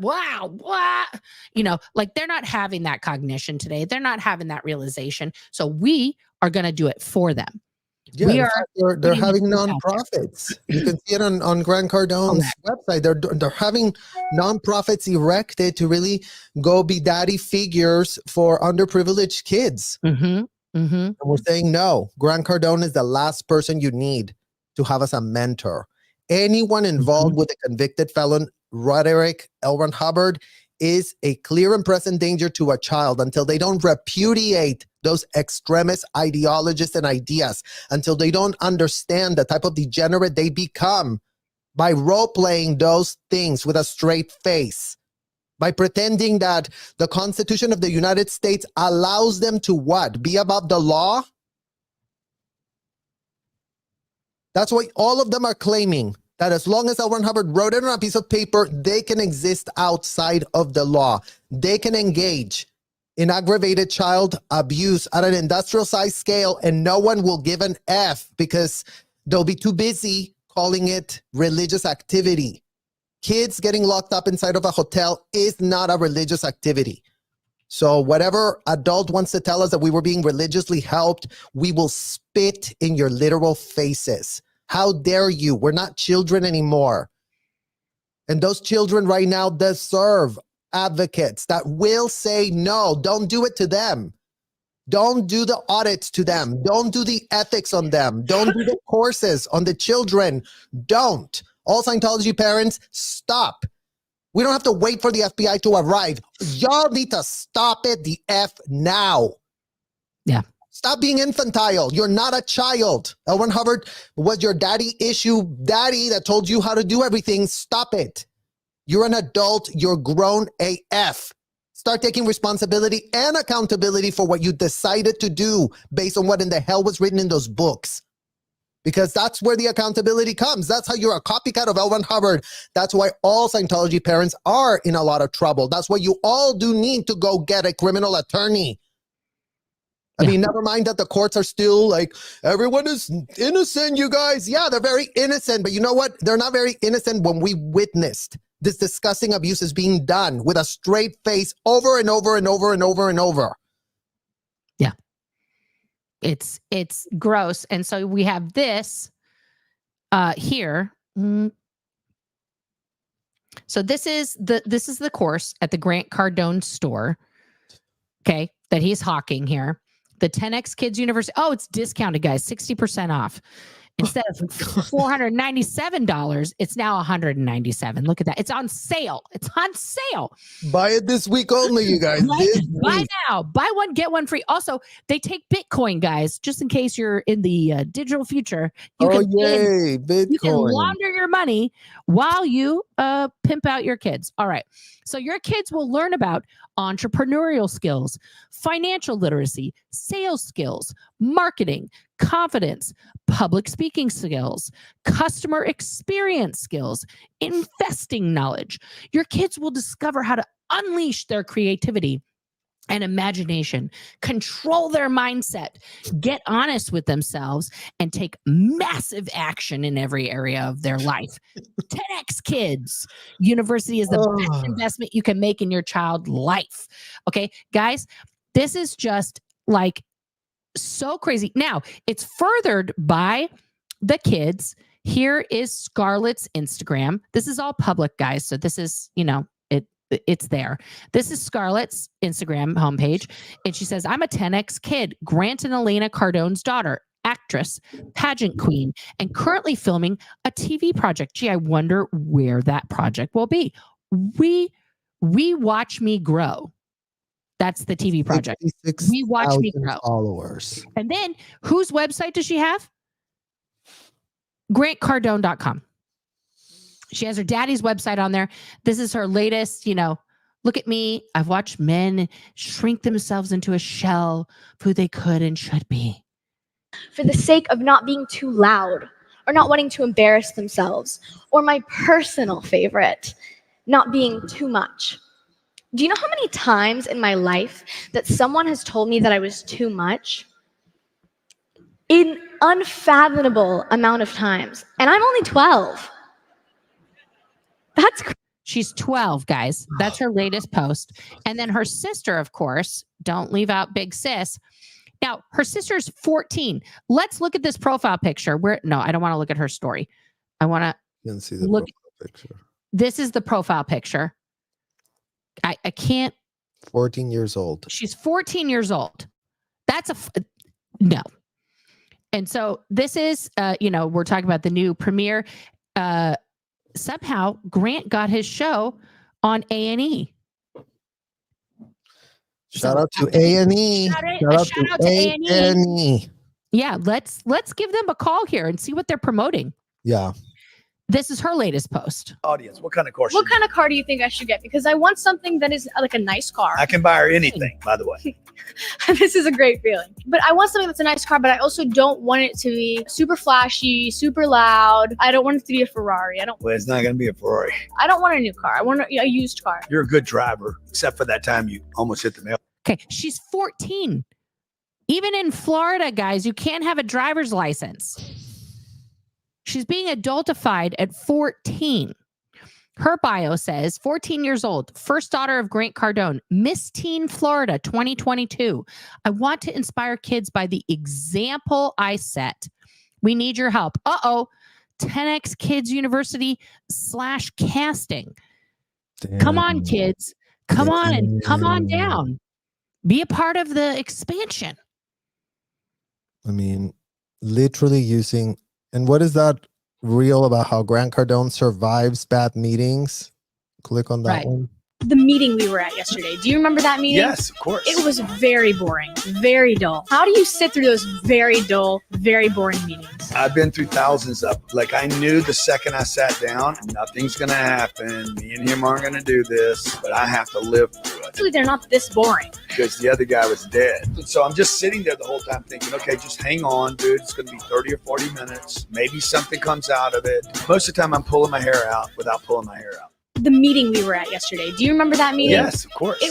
And they're putting like AI art of themselves. This is just, I mean, again, like I said, the difference between Grant Cardone and Scientology is Grant Cardone knows how to 2024. He's utilizing every. No, I think you're giving him way too much credit. I think he hires people in his team. Yes. So imagine being those idiot social media handlers Right. that are pushing this content out. Imagine you cutting down these things, editing it out, mainstreaming this man, platforming this man, all the people that work for his IT thing. Because again, I've done research on him, Nora, and he is a nothing. He doesn't know how to do shit. Oh, sure. I'm not trying to give him the credit. I'm just saying he's utilizing it. To help him pimp this out and push it all out and, show him all the ways to optimize it. But it is being questioned. It is being questioned why in the hell Grant Cardone sycophants, Grant Cardone employees seem to have no shred of critical thinking skills because they're drinking the Kool-Aid being served. And you know what? Again, check who in the hell this man is donating to. Before you think you have no due diligence, you owe no due diligence. All the investors that are paying this man all that money, before you go, he told me he was going to make me a lot of money. Well, find out who else is making a lot of money from this man. Find out who else. Yeah. Because Elana Cardone is on the record here on her video saying how they go millions and millions that they donate to charity is what she called it. Yeah. No. It's I mean, even Elana, where did her site go? Is this it? No, I had it up. Oh, here we go. So this is Elena's website, right? So that building an empire, creating, building, and defending an extraordinary career in marriage, an empire. Right? I mean, why the hell is she defending? I mean, what the? Defending it. Oh God! What the hell? What about gallery? Join the 10X empire. Oh, here we go. Are you interested in selling your home? I'm looking to buy or rent a condo. Are you interested in joining my organization? Are you an agent or broker? So she's a real estate agent. Look at this she just stole this from Celebrity Center. This is a whole Celebrity Center bullshit here. Like, this is just over market. She's got a podcast. What's her podcast? The Elana Cardone podcast. Take a listen. Interviews with movers and shakers. Insights into the powerful and influential advice on personal and professional matters. Real world issues tackled and a dash of pop culture commentary. From a mother at 14 to real estate powerhouse. I'm sorry. What? Oh, this is. Oh, that's the one that she other lady, Claudine Hibbard Smith. Yeah. Okay. I was like, wait a minute. Did Grant marry Elana when she was 14? What is happening? I almost fell out of my chair. Who does he think he is? James Richardson, the security chief of Celebrity Center, marrying a 14-year-old. Come on now.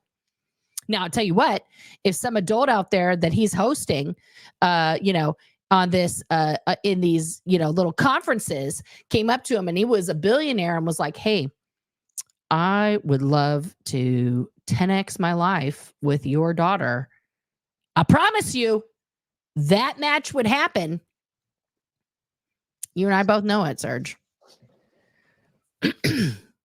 Can you actually open Grant Cardone Foundation? Again? Yep. Gotcha. Well, because that's another one of their websites. Yeah, this was the Grant one that I put Cardone up. Foundation Celebrity Cruise. Proceeds go to Grant Cardone Foundations to help educate at-risk kids. Secure your cabin now. Right here. It's a celebrity cruise, guys. Join the movement. Let's teach success to those who think it's out of reach. To provide mentoring and financial literacy education to adolescents in underserved and at-risk populations, especially those without a father figure. Then he goes on to, give you the problem, how we've made a 10x impact. Stats.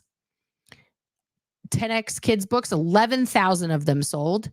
There are 1,200 accounts that were donated. Oh, where are they marketing?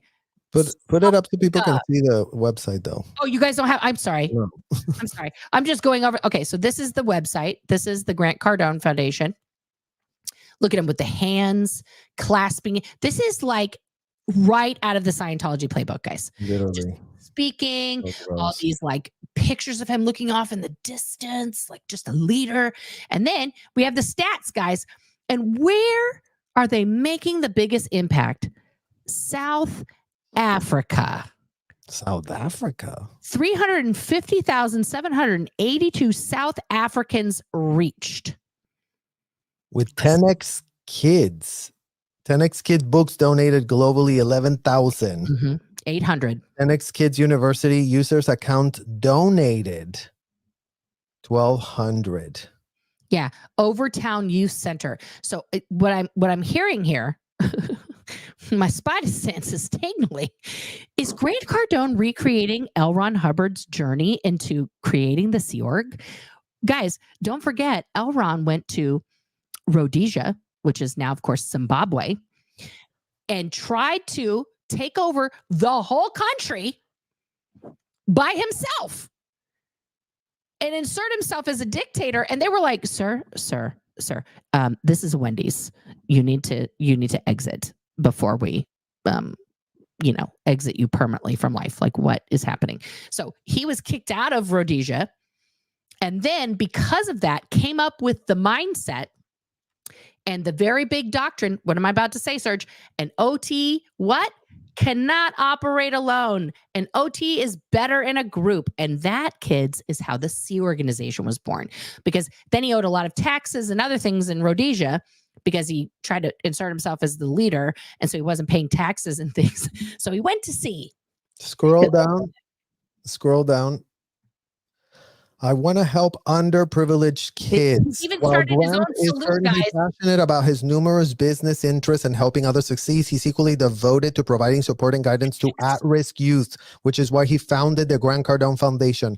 I want to help kids and young adults who need mentoring, direction, and guidance. I know how badly I needed a father figure and how painful it was growing up without a strong role model. I told my mom when I was 16, one day I will be able to help a lot of people. Now I'm delivering on that promise with the Grant Cardone Foundation. If you know a child that needs mentoring, please let us know. If you know a group with similar mission, please reach out to us, as we want to collaborate with other groups to provide energy and resources to kids in needs. I promise you that the money we raise will go to kids and young adults who need it most. Grant Cardone. Oh, well, I guess all of you that were wondering if this was legit or not, as promised by Grant Cardone. Right. So The here's all his money websites at the we bottom. raised. Grant Cardone, Grant Cardone Capital, the Grant Cardone Foundation, which is the website we're on, Grant Cardone TV, and Cardone On Demand. What is this? I can't read it. It's so small. What does it say? Convert every opportunity. Yeah. This is Grant Cardone Automotive Training. Oh my God. Sell more cars, close more deals. It's like, what the actual what? It's like there's nothing he's not scamming right now. New hire Well, I want onboarding. to go back to I want to help underprivileged kids because there's a lot of photos. So that's Yeah. photographic evidence that we should show So here's people. these kids on the website that are all in South Africa that he's, helping. And also he stole Wakanda. Like, no stealing Wakanda forever with your 10x BS.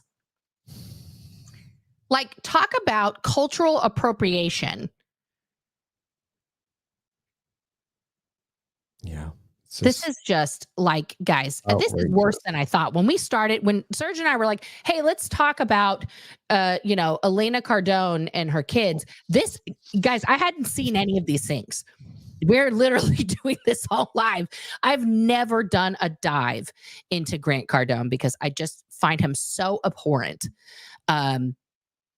This is like, it's very upsetting. It's very upsetting that not only does he have this following outside of Scientology, okay, where he is influencing thousands of people every day by being a literal influencer on the nets, but taking advantage of underprivileged children who he is openly stating that he's targeting. This is not a secret. It's not like Serge and I are making this up. He says it multiple places in black and white.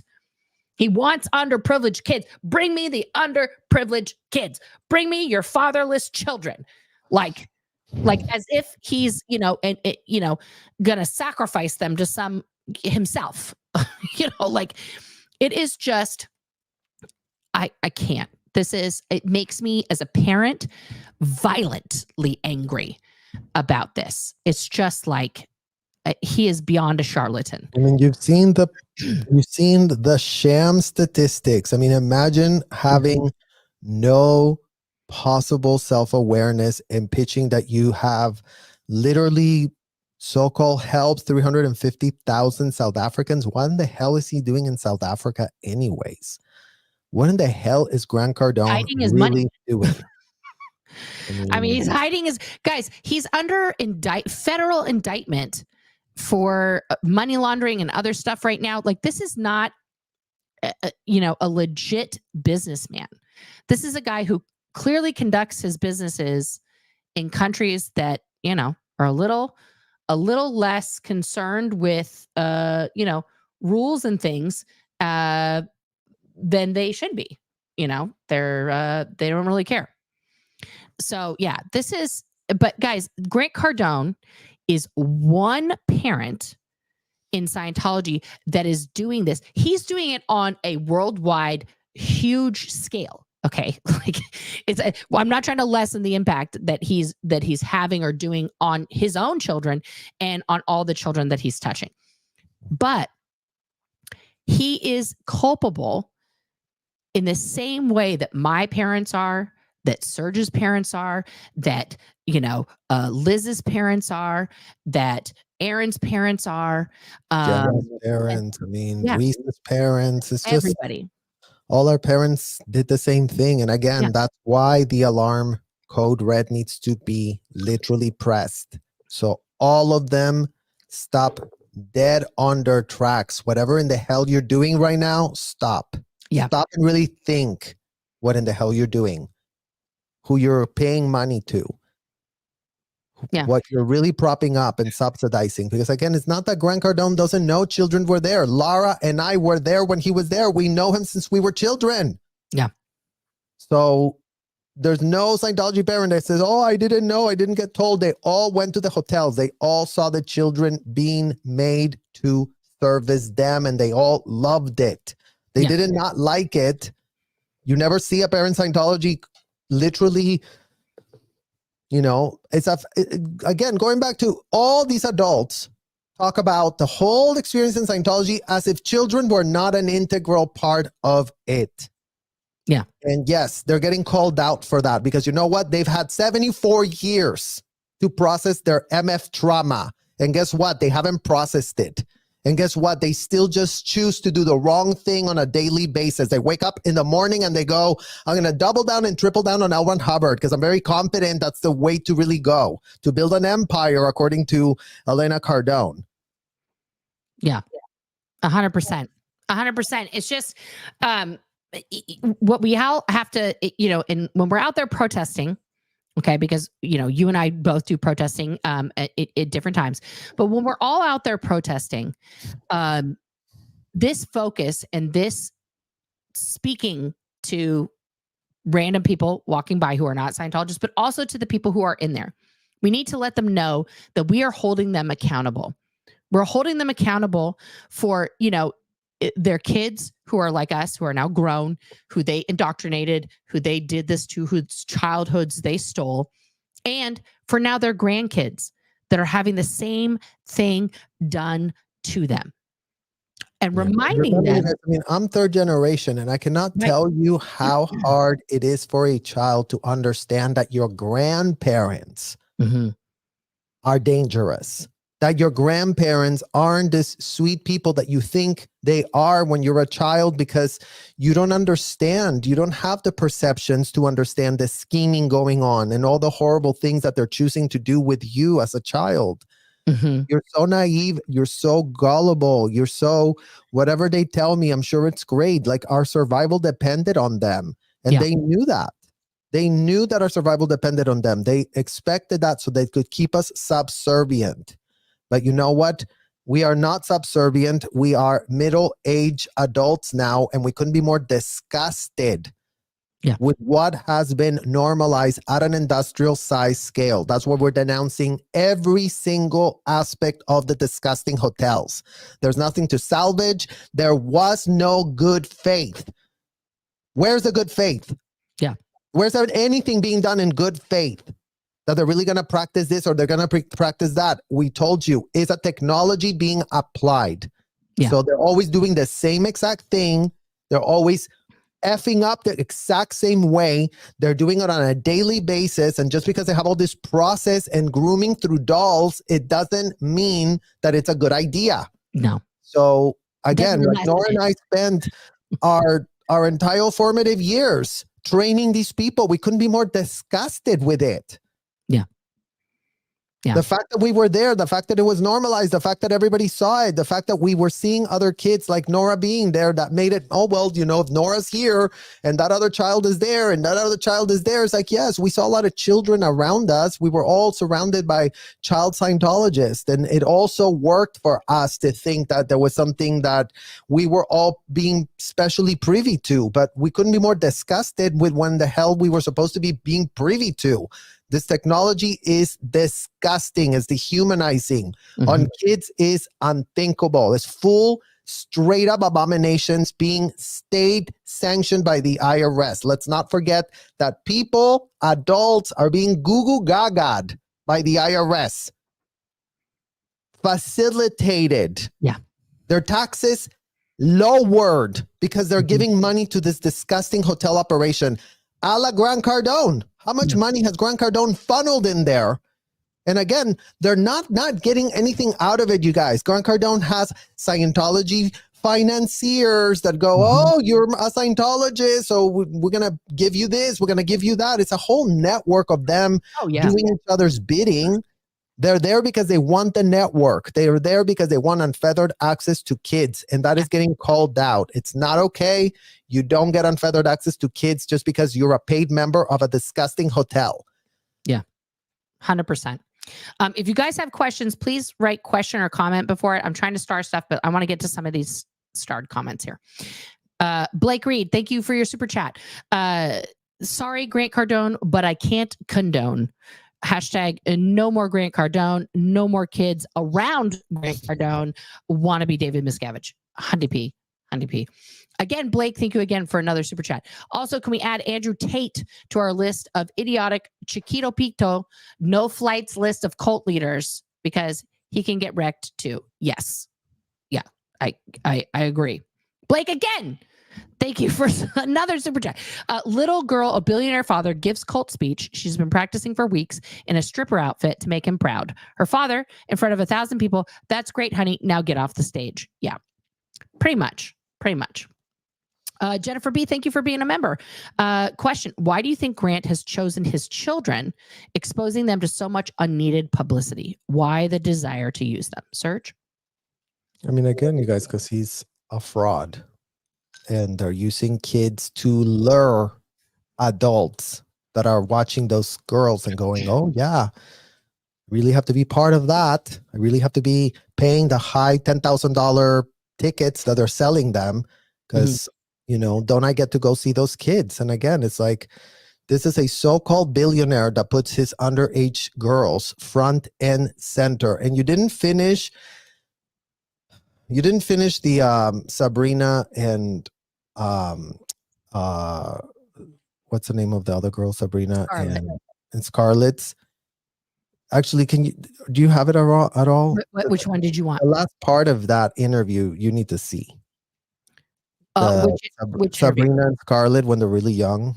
Oh, when they're really young? Let me pull that up here. 1 second.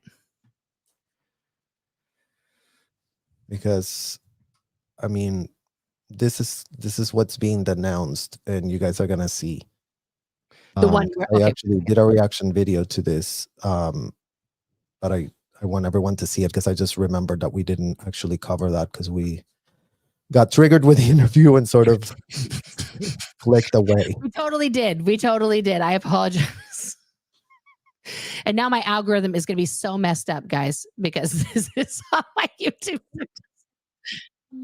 Scared and running off. What I have I'll learned just put it up though. It's not up. It's not up.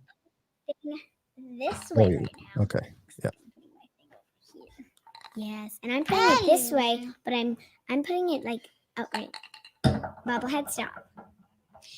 Anyway, my thingy-majig is my daddy, my papa, my father taught me how to this is like an important skill that everyone should know to like do your job really well so you get more income and so you have a lot of money and then you can take care of your family and then you have a good house and then everything's awesome. Yay. And the other thing that my father taught me is how to make math fun. What is the thing called again? Adding, subtracting, and multiplying. Adding and subtracting and multiplying. I haven't learned how to multiply, but my father, I can't wait because my father said it's the funnest of all. Well, it is. I'm doing that right now, and it is. Come here, Papa. Stop bobbling, bobbling. Next thing is, what's yours? I already said mine. She just said hers. Second. Come on. Your second one. I already said my second one is...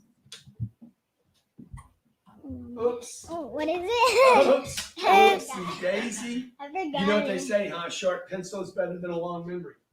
Yeah, that's right. Okay, number one. What was my second one? First of all, we want to thank you guys because you This guys. is the real Papa. This is a bobblehead. That's yeah. good. So made that up. first of all, people have really missed the 10X kids. We're so sorry. We Okay. haven't been at the office for a long time. And you guys need to bring back 10X kids. If you guys want to know about 10X kids, make sure you post in comments, come back, and maybe even what topics. The second thing that you said you learned from me on the way over here was, what was your first thing? Booking. My first thing was working book really thing. hard. Oh, this was it. My papa taught me how to read very well and to not pass words that I don't understand and to look them up. What are you reading right now? Harry Potter. I'm on the 8th chapter. In like 3 days. Yeah. And you know, it's interesting is she had the third book and she realized that she was reading out a sequence that it was. No, I was at outrageous. this. I was at the last book. Oh, and she's like, I gotta go, Papa. I gotta go start on the first book. What's the other thing you? So she got to the 8th book of Harry Potter, guys. And just to quickly explain this Scientological principle that is so ridiculous. If you're doing something and you're doing a task and it has many steps and you get to a certain step and you start failing in that step, it's considered out gradient. Like if you look at like a hill's a gradient, and then you get to this high point and it's too high for you, it's too much, you fall over, right? So that's just like a physical demonstration of out gradient. So she had clearly reading a too advanced book for her. And then she gets to the 8th book, which if you guys have read the Harry Potter series, it's very violent by the 8th book. And then so he made her go back to the beginning and start all over again, because that's the solution in Scientology. When you get to a step and you're failing at it, you just go back to the beginning, start over, and get that gradient that you need. Yeah. This is, so here is where they're just spewing Scientology stuff. This is just a Scientological conversation now. Well, it's about to get more disgusting. So just get a vomit bag close to you, because it's here we really go, about to take a dark turn. Oh God, I'm going to eat my candy. I already said it. No, the second thing. I already said that. Oh, you Say did the them both, second thing huh? again. Oh, wow. So you guys are about ready to wrap up on the show. Is there any other questions? Hold on. Let me check the comments right now. Listen to Geraldo this. wants to know, what are some secret things that you do? Is Geraldo a real person? Yeah. I'm looking at the comments right now. Okay, Geraldo is a real person. Javier. Javier is a real person. No, Geraldo, Some Javier. secrets. Some very secrets that you wanna share a probably don't secret? know. Listen Is to when this. on weekends, when we go to the spa, like the spa day, we go to the steam, let it get really hot. Well, it's not so hot for him, but it's very hot for me. So we let it get really hot, and then I throw freezing water. And then he says he's gonna get back at us, but he never does. Okay, my turn. Don't tell anybody, because this is an ancient secret that should not be shared. Good storytelling. On the bed, some days, I pretend he's a horse and he bucks me off and then rolls me over. That part isn't my favorite, though. What's the horse's name? Charlie. Charlie. Okay. So any questions you guys have for the audience? Anything you want to do? When do you want to come back? Stop. Tell you. Okay, wait a minute. So he's playing horsey with his kids. That's not unusual. But then he bucks her off and rolls her over. And then when he's on top of her, that part is not her favorite. Why is the father on top of this young girl being put on social media to some random, disgusting Gerardo, whatever the hell that man was, that really wanted to hear the secrets of these underage girls, that Grant Cardone just literally get his own child, blast them, and he comes in and pulls on her hair and does all of these weird, uncomfortable things. In what world is this? Just literally what it is. It's an ancient secret that should never be shared. That's how she characterizes it. I mean, rewind it so you can hear it again, Nora, because literally. That part isn't my favorite, though. He's gonna get back at us, but he never does. Okay, my turn. Don't tell anybody, because this is an ancient secret that should not be shared. Good storytelling. On the bed, some days, I pretend he's a horse and he bucks me off and then rolls me over. That part isn't my favorite, though. And notice how he's laughing. Trying to What's make the less of horse's name? It's Charlie. He's a Charlie horse. You know what a Charlie horse is, right, Serge? Charlie horse? No, Yeah. So an American, it's an American thing. You punch somebody as hard as you can, and it makes that part of their body go like numb and hurt a lot. That's called a Charlie horse. It's a, yeah. So the fact that this horse's name is Charlie is even worse. It made it like 10x worse. 10x. 10x worse. Just look at her going like this. Shh, never talk about this. This is an ancient secret that shouldn't be known. Because yes, even this little girl is screaming for help. This is And she's not getting it. She's not getting any help at all. I have so many feelings. I have to control myself a little bit. You were joking about the barf bag. Yeah. This is Yeah, how is this posted? I mean, it's posted under the title of the thing is 10x Kids Ask Sabrina and Scarlett anything. anything. I mean, imagine even that is already disgusting. Why would you have, if you're a so-called billionaire, why would you be having your daughters? But again, you guys, I mean, this goes to show you how much children are used by the Scientology parents to lure people into their activities. Mm-hmm. Mm-hmm. I mean, again, it highlights how they are that depraved, how they are that level of degenerate. They have no critical thinking skills. Yeah. They become predators. They become monsters. L. Ron Hubbard teaches them how to become that, how to be that with a straight face, how to pitch it as if there's some sort of empowerment in there for the child. And no, again, this was so age inappropriate what they were having us do. We see it all through them. They're being asked for a withhold. So it's very peculiar to me that this question that wasn't even a Scientology question that asked for secrets is answered in this way by this underage girl. Yeah. Because again, it's like, this is the type of stuff that they want to know at the hotel. And believe you me, like, you know, this is what Scientology does to pretend that they do something about it. This would be a string getting pulled after Scarlett just outed her dad doing this. Scientology goes, Grant Cardone, the ethics officer wants to talk to you. Oh yeah, we're going to do a metered ethics interview that the ethics officer wants to really ask you these questions on the meter. Have you ever done something sexually perverted with your underage daughter? Right. Have you ever done anything you wouldn't want the FBI to know about you and your daughter? Is there anything that you have done with your underage daughter that you're keeping secret? Grant Cardone would have answered those questions, required to answer those questions. With what you said, Nora, from A to Z. There's not one detail he can miss about what was inappropriate in his relationship. Now, he's being coddled. He's being cradled and, oh no, in the hotel, whatever you say, it was going to be kept so confidential. It's going to be so religious. You have no idea.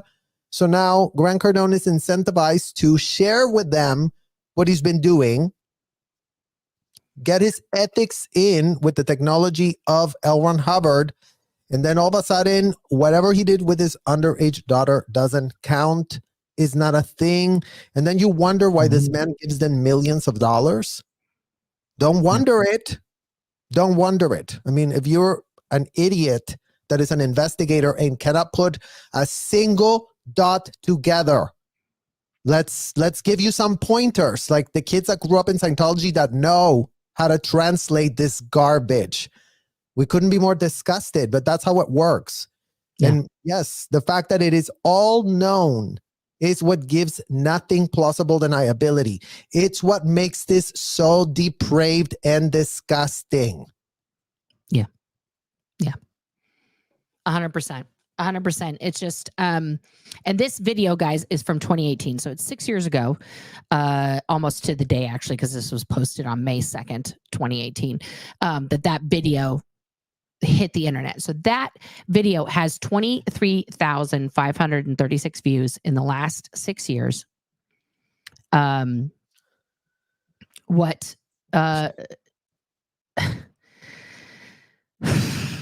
know, the lesson that we've had to all learn as parents in the 2000s and in the age of YouTube and Instagram and Snapchat and Facebook and Twitter and all these things is that when you post something, whether it's this ridiculous, grotesque thing, or you're posting an innocent photo of your kids because your kids were at a birthday party and you're like, it's my son's birthday today.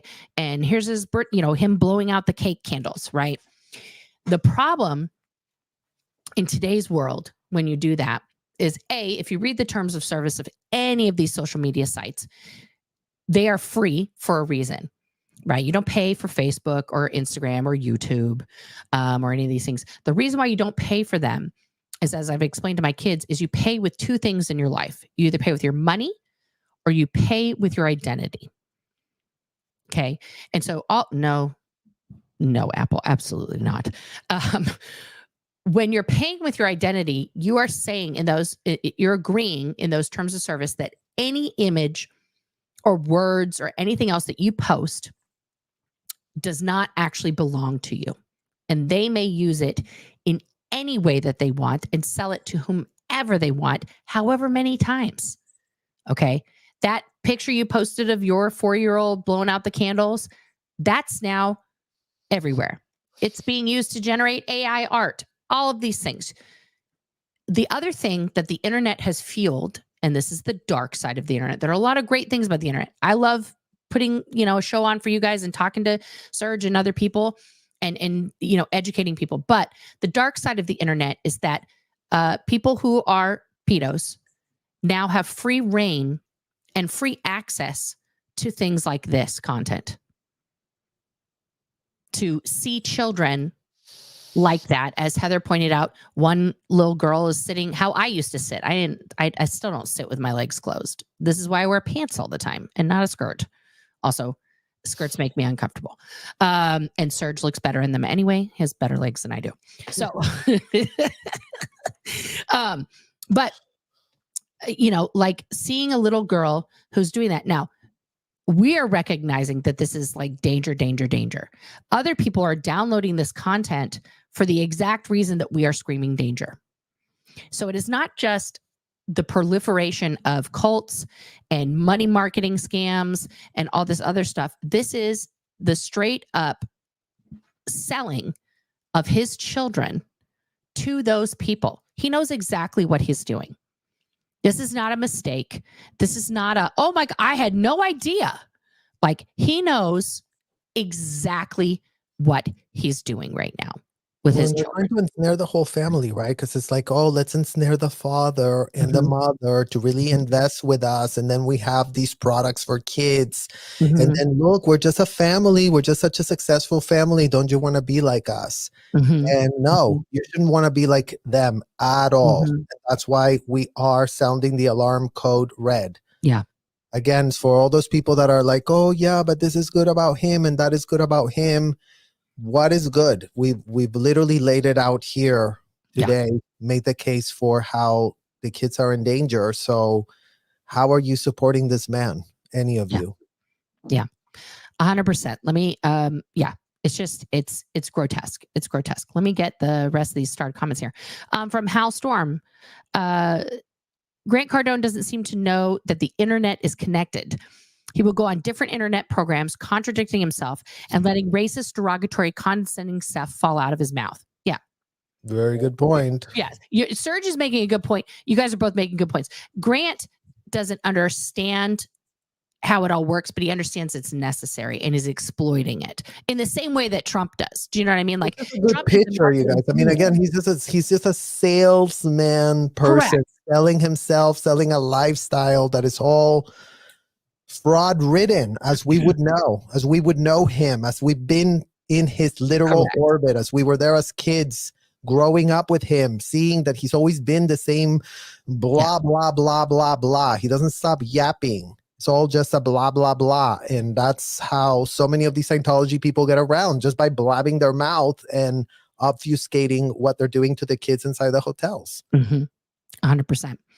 Sue B, thank you for being a member. She wants to know how many of these kids are tricked into joining the cult.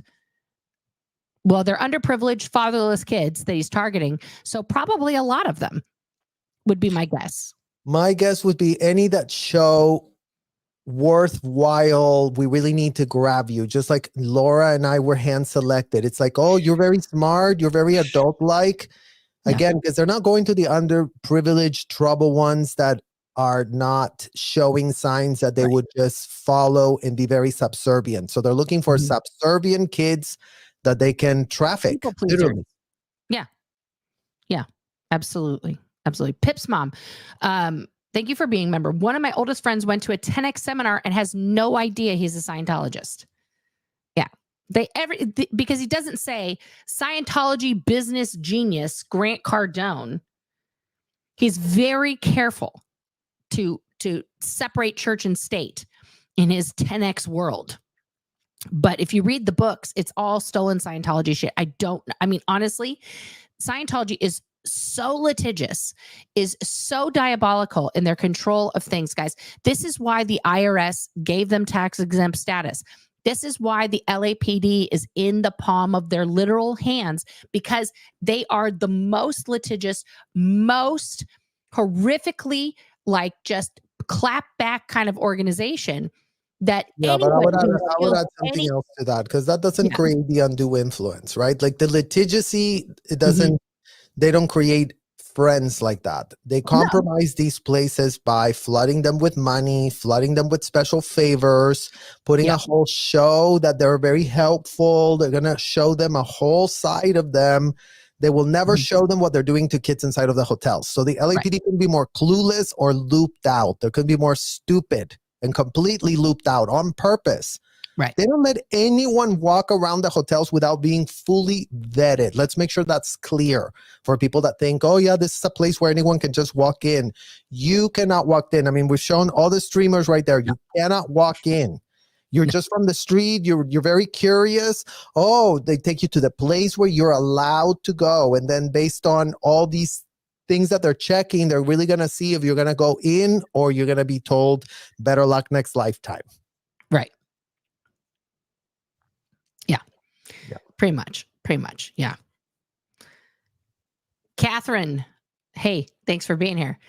Does he just want fatherless children so he can have free labor? I mean, good question. Put it out for him. He can clarify that. Yeah. His lawyer, through his, fraud-ridden lawyer that's really drafting up litigation like that. Yeah. Tazzy D, thank you for being a member. You're giving John Ledger legal team so many angles. Yes, John Ledger, as a former T-Mobile employee, I love you, but also please tune in, check it out. We're doing some research for you, pro bono, as Serge would say, pro bono for you. Well, I mean, breaking it down. Bro, getting those kids out of the hotel, the ones that Grant Cardone is paying to keep locked up. Yeah. And this question, Sue, no, she's not talking about doing the purif with her dad. She literally says she's going to a spa day. So because they are super rich, and I'm put that in air quotes, they have to live the influencer lifestyle. So everything they do is documented. They have to go to these posh, spa places and take their pictures and promote the spa place. So these kids are going on the daddy-daughter dates to the spa, where they're sitting in a steam room with their dad, and who knows who else is in there. Let's be honest, because most kids don't want to sit in a fucking steam room. I certainly didn't at 12 when I did my purif. I was like, this is some bullshit. CalMag is not a sauna. So the purif is the sauna. Right. Yeah. So no, it's not. They're not doing that. I'm sure they probably have done it, but that's not what she's talking about. Yes. Kathy, 100%. It is giving toddlers and tiaras. Totally. Yeah. Yeah. This is also true, Heather. I hate that he was hoping that this channel his daughters have or had was going to blow up so he could pocket the money. He's literally using his kids. This is heartbreaking. Yeah, guys, as YouTubers, I can tell you, as somebody who's doing this, quasi full-time right now, it is very hard to make money on YouTube. I know Liz Ferris just did a live where she was talking about how much money she had made in the last month. She made like $500 or something. And that was her biggest month on YouTube. And she has quite a few followers and she puts out a lot of content. Okay. So there is a whole game to play in the algorithm to try and like make money and do all this kind of stuff. It is not as simple as like you just pop up a channel and then all of a sudden you're making, 50 G's a month on the YouTubes. It's not. Otherwise, I would be like, everybody, you get a channel and you get a channel. And we just tell everybody to start a YouTube channel and then you just, be a billionaire. That's not how that works. So yeah. The fact that he was marketing his kids and monetizing them and, all that other kind of stuff, absolutely another form of child abuse, just more child abuse. And Chris is quoting you right now, Serge. These people do not give a shred of a literal F. Serge, Serge has iconic quotes, guys. I cannot, the accent, everything is just like, it makes it's chef's kiss. Serge has made the word literal fucking cool again. Like, because he's using it in the right way. I'm literally trying to get the point across, you guys. Yes. We don't want to be here for the next 10 years. Again, very simple. All kids, no more audits. All kids, no more ethics. All kids, no more courses. 3 things that we're asking to stop now. Cease fire. Cease fair gaming kids. Exactly. Cease subjecting these kids to these disgusting things. Cease it right now. Yeah. We don't need a court order. We don't need the FBI. We don't need nobody. All Scientology parents, you're on notice. Every day that goes by that children are still being subjected to this is another day that you're just adding to your own sentence. Because really double check if following the rhetoric of a convicted felon is going to end you up in the right side of the law. Check with a criminal attorney if that's a great idea. Yeah. Just give them a call. Oh, hi, criminal attorney. Oh, yeah, here's my 10 grand retainer. Now, let me ask you a question. Going inside of a hotel and following the textbook of a convicted felon, is that going to get absolved because I was inside of a hotel? Oh, you mean no? You mean I'm facing legal exposure? Oh, really? Oh, I could be thrown to jail. Oh, I could be charged with felonies. Oh, I could be charged with conspiracy. Oh, I could be charged with working in a racketeering child trafficking ring conspiracy. Oh, okay. Well, you know what? Here's another 50 grand. Start giving those retainers to your criminal advocates that need to defend you on what the hell you have all done, Scientology parents. All of you, go get a criminal attorney. All of you, go get some advocacy. Put the criminal attorneys to work for you to pitch how, oh no, Your Honor, she didn't know anything, but she did video record it. She did transcribe it. She did write a report about it. She did send it to 100 people so that we'll all be notified. So how in the hell did they not know what in the hell these people were doing? It's called doing it with premeditated purposes to violate and break the law. Yeah. So we're all about the law in these hotels. Spree is over. It's over AF. Stop being delusionary. Stop relying on the crooked attorneys that Mike Rinder and his buddies at OSA hired to prop up this disgusting racketeering scheme. Stop it. Stop it immediately. Stop it right now. Go and turn yourselves to the FBI Crimes Against Children Unit. Cooperate. Make it stop. Yeah. For kids. 100%. That's all that we can ask of Scientology parents. There's nothing else you can do. No conversation with us is going to change a shred of a thing. Our childhoods are gone. They're gone. Yeah. There's nothing there to recover. There's nothing there to get back. So the only childhoods that can be rescued are those ensnared as we speak. Correct. Today and every day that goes by, every day that the LAPD arrests all the advocates standing outside, asking questions, calling the vans, child traffickers, transporting everybody around. And again, the adults that are there, they've been talked to very nicely. Oh, come out. We're going to help you. We're going to give you muffins. You know what? They don't give a literal shred of an F. They don't give an F about your muffins. They don't give an F about their goodwill. They're very convinced they're really doing the greatest thing on earth. Well, you know what? Double check if you really are. Because, again, it's like, yeah, we were all scammed. It's okay, it's the year 2024. Today, you have to double check. Maybe 10 years ago, you really thought that oh yeah, but this made a lot of sense. Well, today it doesn't make sense. Today, that's what's being called out about it. And that's why you are getting put your ethics in. Because if you don't put your ethics in, then who suffers? The kids that don't know what in the hell the adults are talking about. And we do know what they're talking about. And we're calling it out and we're saying, no more. Yeah. No, 100%. 100%. What we need to, I'm going to put this up here. I need to share this one. Boom. So this question here, what can the SPTV Foundation do if a minor wants to get out? So number one, let's bring this up. So sptvfoundation.org, that is the website to go to. Number one, if a minor is in the Sea organization right now, or, and they're like, I got to get out of here, I need help, they can contact, the SPTV Foundation, and they will use their resources to help that person get out and get reunited with, family, whomever. Okay. They're going to advocate step by step, because that would be a very complicated process, especially for a minor, but it's not impossible. But that's why we're also amplifying this conversation to the parents, you guys, because exactly the best way for the minors currently ensnared and stuck in there is for the parents to go, you know what, we need to have a sit down. We need to tell you what we've been doing is very disgusting. What we've been doing is very crooked. What we've been doing is against the law. Subjecting you to audits was not a good idea. Subjecting you to courses was an illegal idea. Subjecting you to ethics handlings is full-blown felonies that our criminal attorneys are advising us to stop doing on you immediately. So no more Scientology for you. That's all that needs to happen. That's how children are going to be saved. If their parents are not telling them that, strangers from a corner speaking it aren't going to necessarily stop them. But what would stop that is if my parents had come to me and said those three things.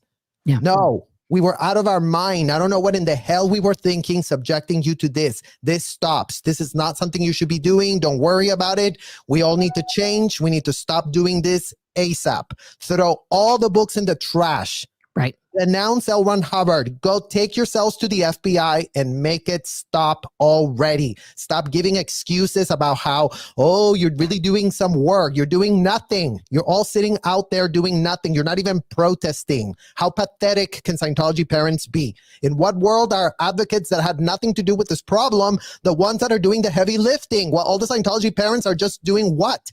Nothing? Just being part of the nothing to do with me club is all we ever get. Let me just stand out here and pretend I had nothing to do with it. Even though, there's plenty of receipts of how much money, every single dollar you pay to these hotels is how much skin in the game you have. So before any Scientology parent wants to say, I didn't know, how much money did you pay? Because with that figure alone, we have a receipt of how much literal exposure you have to have normalized this, how much you personally funded this problem. Right. Yeah. But if you guys want to, volunteer or give your time or do any of those things, you can contact, I'm just going to take that down. You can contact the foundation here. If you want to volunteer to help out when people are leaving and they need many different things, you can contact the volunteer coordinator, or you can give them a call. Okay, but this is the number. Continue amplifying the message, you guys. I mean, like you told us before, like, how can we help? It's like every time you watch a stream, every time you guys keep saying, kids cannot consent, no more kids in Scientology. Every single time that is written and thrown out there is a chance for that to land in the hands of a Scientology parent that is being told kids cannot consent, that will short circuit their idiotic idea that they're being helped. Yes. Because that literally is a statement that should be short-circuiting them if they have any humanity left in them. If they have no humanity and they're a complete degenerate, then it's not going to resonate at all, because they're going to be like, oh no, we're saving a world by doing this disgusting thing on a child. But, there will be some that will go, kids cannot consent. I'm subjecting my child to ethics and audits and this. People are calling me out outside. They're calling me a child trafficker, which is what this makes me, a child abusive Ruby Frankie on steroids. If you want to be a Ruby Frankie on steroids, continue being that. But there will be a day that you won't get away with it. There will be a day where you will get exposed, because the legal system will catch up to you. We will make sure of it. We will make sure of it. The facts are exposed. Period. Like, if no one's doing anything, it doesn't mean that it's not illegal. It just means that there's a bunch of people playing dumb. And you know what? The facts getting exposed, all of you becoming child advocates for this cause, screaming outside of these hotels, get the children out now. Stop auditing them. Stop giving them ethics handlings. You're not helping them. You're actually harming them. So stop it. Stop having unfettered access to kids inside of these disgusting hotels. Yeah. We need to keep doing that. And I'm planning on being in Portland tomorrow protesting. I'm going to put up my time and stuff after this. So I will be, putting some more chalk art down. And I will tell you, the child trafficking cult gets the most attention. And we're going to have some hashtags, kids cannot consent, everything. Because that is what people pay attention to, guys. They pay attention to crimes against children, crimes involving children, children being harmed, because these are facts. It's not like, oh, let's just talk about this so that people will look, right? This isn't for clicks. This isn't for a popularity contest. Universal law. I mean, again, kids cannot advocate for themselves. No. If that's not clear to anybody, then we're really in a whole lot of trouble. Like, they need someone to scream for them. They don't understand what in the hell. We didn't understand what in the hell. No. And we're suffering because we didn't know that, because we weren't advocated for. And no more kids need to be going through what we went through. Our childhood was disgusting. We wouldn't wish it on our worst enemy. No. We wouldn't wish it on any child to be treated in the way that these parents treated all of us. Yeah. So we are saying, stop it. Stop it. And we have the right to say that. We do have the right to say that, given that the law is on our side, given that the law is not on the side of the convicted rhetoric of this felon that put all of his proteges, paid proteges. Our parents were paying to be like L. Ron Hubbard. There's a lot of problems that happen when you cross that line. So again, that's racketeering. Influence. This person does a racketeering action, then this one gets influence, and this one is doing it, and that one is doing it, that everyone's doing it. And just because everyone is doing it does not mean it's fully legal and above the law. Yeah. Yes. And the way you guys can help us, if you have not given that like button a touch assist on both my stream and Surge's stream, please go do that. Thank you for commenting along with this, because that boosts the algorithm as well. But all of the live streamers, Confidence Chris is here in the stream with us, is doing amazing work daily out there. All of the other streamers that are out there daily. I mean, we've got if you need to know all of the streamers, I'll pull it up right now. Please go to I'm going to pull it up, and I don't know, UK. Please hold.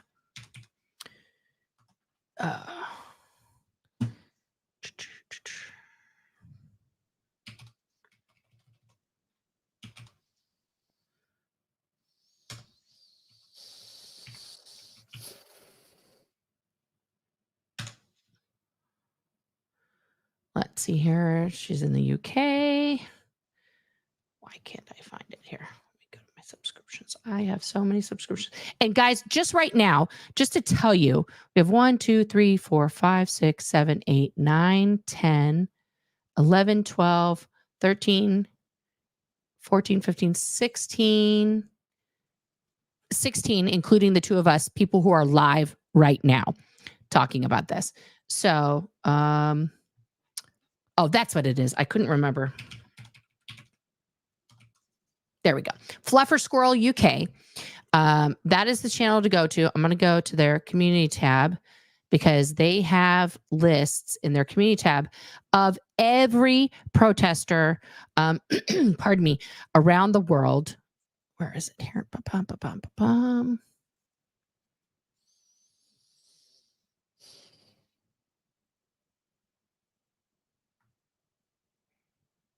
Here we go.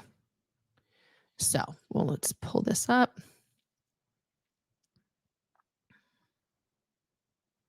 Here we are. All right. We're at Fluffer Squirrel UK's channel. And this is a post from a month ago, but they do update this from time to time. So just these are people who go all over the place. Selfless, Danny, Jeff, PTS for Life, Moose on the Loose, Natalie, who's in Hawaii right now, and she's headed home. Denver, Scientology Audit, Silly Squirrel, Declared Dave, loves, and Keith 103, Likely Lost, but First Coffee, Subi Oberholtz, Gypsy Mimi Scientology Audit, Nancy Drew, and Paratology in LA, which is our largest contingent of protesters. We've got Laura, Serge, Tori, literally Michael, Scientology Audit, Jacob Harkey, Jessica Palmadessa, Confidence Chris Without a Hellcat, Mismanage, LA Cam, Audit LA, DOA, which is their handle is Iconoclast Gypsy. Also the Lore of DOA, they have 2 channels. Danny's Impact, Support of Leah, Aja Extravaganza, that's Hollywood Aja, Drones and Stuff, Tao, Spitology 7, Mindy Willens, Ween, Cuts E, Help Me Film Them, Solomon Streets, Chikikana, Dan Walks LA, Sense of Sassafras, Zachary Obama, BS Incinerator, Emila Montes, Eric Levi, and A New Generation with a J. In Sacramento, we got The Journey 2020, The Intuitive Inquirer. Pasadena's got MD Media 18, San Diego, FCP on Scientology. Phoenix, Heather in the Library, Dogs United Against Scientology. In Ventura, More Fun Than Sitting at Home. In Portland, we've got Liz, Hey Carrie Ann, Lisa Stay Off, Mike G, Rika, Nat, and Portland Supporter. And you got me too, because I'm going there now. San Francisco, we've got Scientology Traffic, Tasha Lee Andrews. In Seattle, we have SP TV Xenu New Seattle. Great I'm cat. gonna know if you finish that because I have to actually go. So many names. Thank you guys so much. You're just gonna sign up, but guys, go to this page. I'll link it in the description. Make sure you're subscribing to all these guys. Make sure, if he removes himself, I'll remove him, Mena. But that's another story. We're gonna, guys, we've been going 2.5 hours talking about this. We could literally talk about it all day and all night. It's it is that it is that wild. But we have there are hundreds of protesters on this list who are out there every single day. There's some cities that are not quite represented by a person yet. If you guys are in that city and you want to like step up and turn on your camera and get out there, please do. We encourage you to shine a light on this and let the people know in your local Scientology area, kids cannot consent. We need to get the kids out of there and make sure we're repeating that loud and proud. Also, just as a heads up, Scientology has started trying to use penal codes in their favor, especially locally in Los Angeles, to say that people with megaphones and other things are disturbing a religious service. So, guys, Serge and I can tell you that the way the buildings are and where the auditing rooms, where the religious services are happening, and the course rooms, those are on the inner portions of the building. So people standing outside saying, whatever they're saying, there's a 0% chance of people inside those buildings hearing that are on course or in session. That's not even the point, Nora. The point no, is it's my point. Those need to be. They need to be disturbed. They need to be disturbed because the so-called religious service is abusing children. So correct. They need to be stopped. There's nothing illegal about stopping abuse of kids, and we have to be loud. I mean, in what world are we supposed to be whispering outside of these hotels that, oh, they're abusing kids? Let's make sure you whisper it because the child abusers are really going to stop abusing kids because they're being whispered to. I mean, LAPD, stop being stupid. Stop being willfully stupid. That's what in the hell it's called. No. My point wasn't for the protesters to be quiet. My point is that they are trying to even for the LAPD to be going, oh yeah, this violates this law. It's like, well, find out what in the hell is the so-called religious service. Find out what they heard. Did they hear what words I said? Tell them to repeat it back to me. Send a recording device in there, and I'll keep protesting. And you tell me if you can hear me. Like we have to be. Even if they heard it, it's good that they hear it because then the sessions would be stopped. Then the kids would be like, oh, we cannot continue a session if there's noise. I mean, that's a thing, you guys. You cannot have a session if you're being distracted. So the kids should be getting distracted. It should be impossible for these people to be auditing kids. Every day that goes by that kids are being audited, ethics handled, and being put into courses is a tragic day. That the United States is aiding and abetting institutionalized, systemic child trafficking and abuse of minors at an industrial size scale. And all police departments are complicit in doing so. They're aiding and abetting it. And we have that all on record. So before the idiots at the LAPD want to say, oh, but we didn't know, start finding out. Start doing your goddamn jobs. You get paid 6-figure salaries and you can't figure it out. What type of investigators are you at the LAPD? How can you connect a single dot if you cannot even connect a single dot? Yeah. So we are supposed to be interrupting these disgusting services because minors are ensnared and involved. So why is the LAPD making a big deal about this? Why, in what world are they pro getting children locked up against their will? Is it a felony? Yes or no, LAPD? Can any old random person just lock up a child up and say, you can't leave this room because I'm, questioning you about felonies? Why are children being locked up in hotels being asked about felonies? Yeah. And that's the religious. Yes. Answer us with the facts, not with your BS glib bullshit. Like, oh, religious services is said here. Well, what is a religious service? Being locked up against our will? We're pushing back on that false narrative. If that's the narrative you all have, then shame on you for being so stupid and gullible and naive and unable to have a single critical thinking skill for yourself.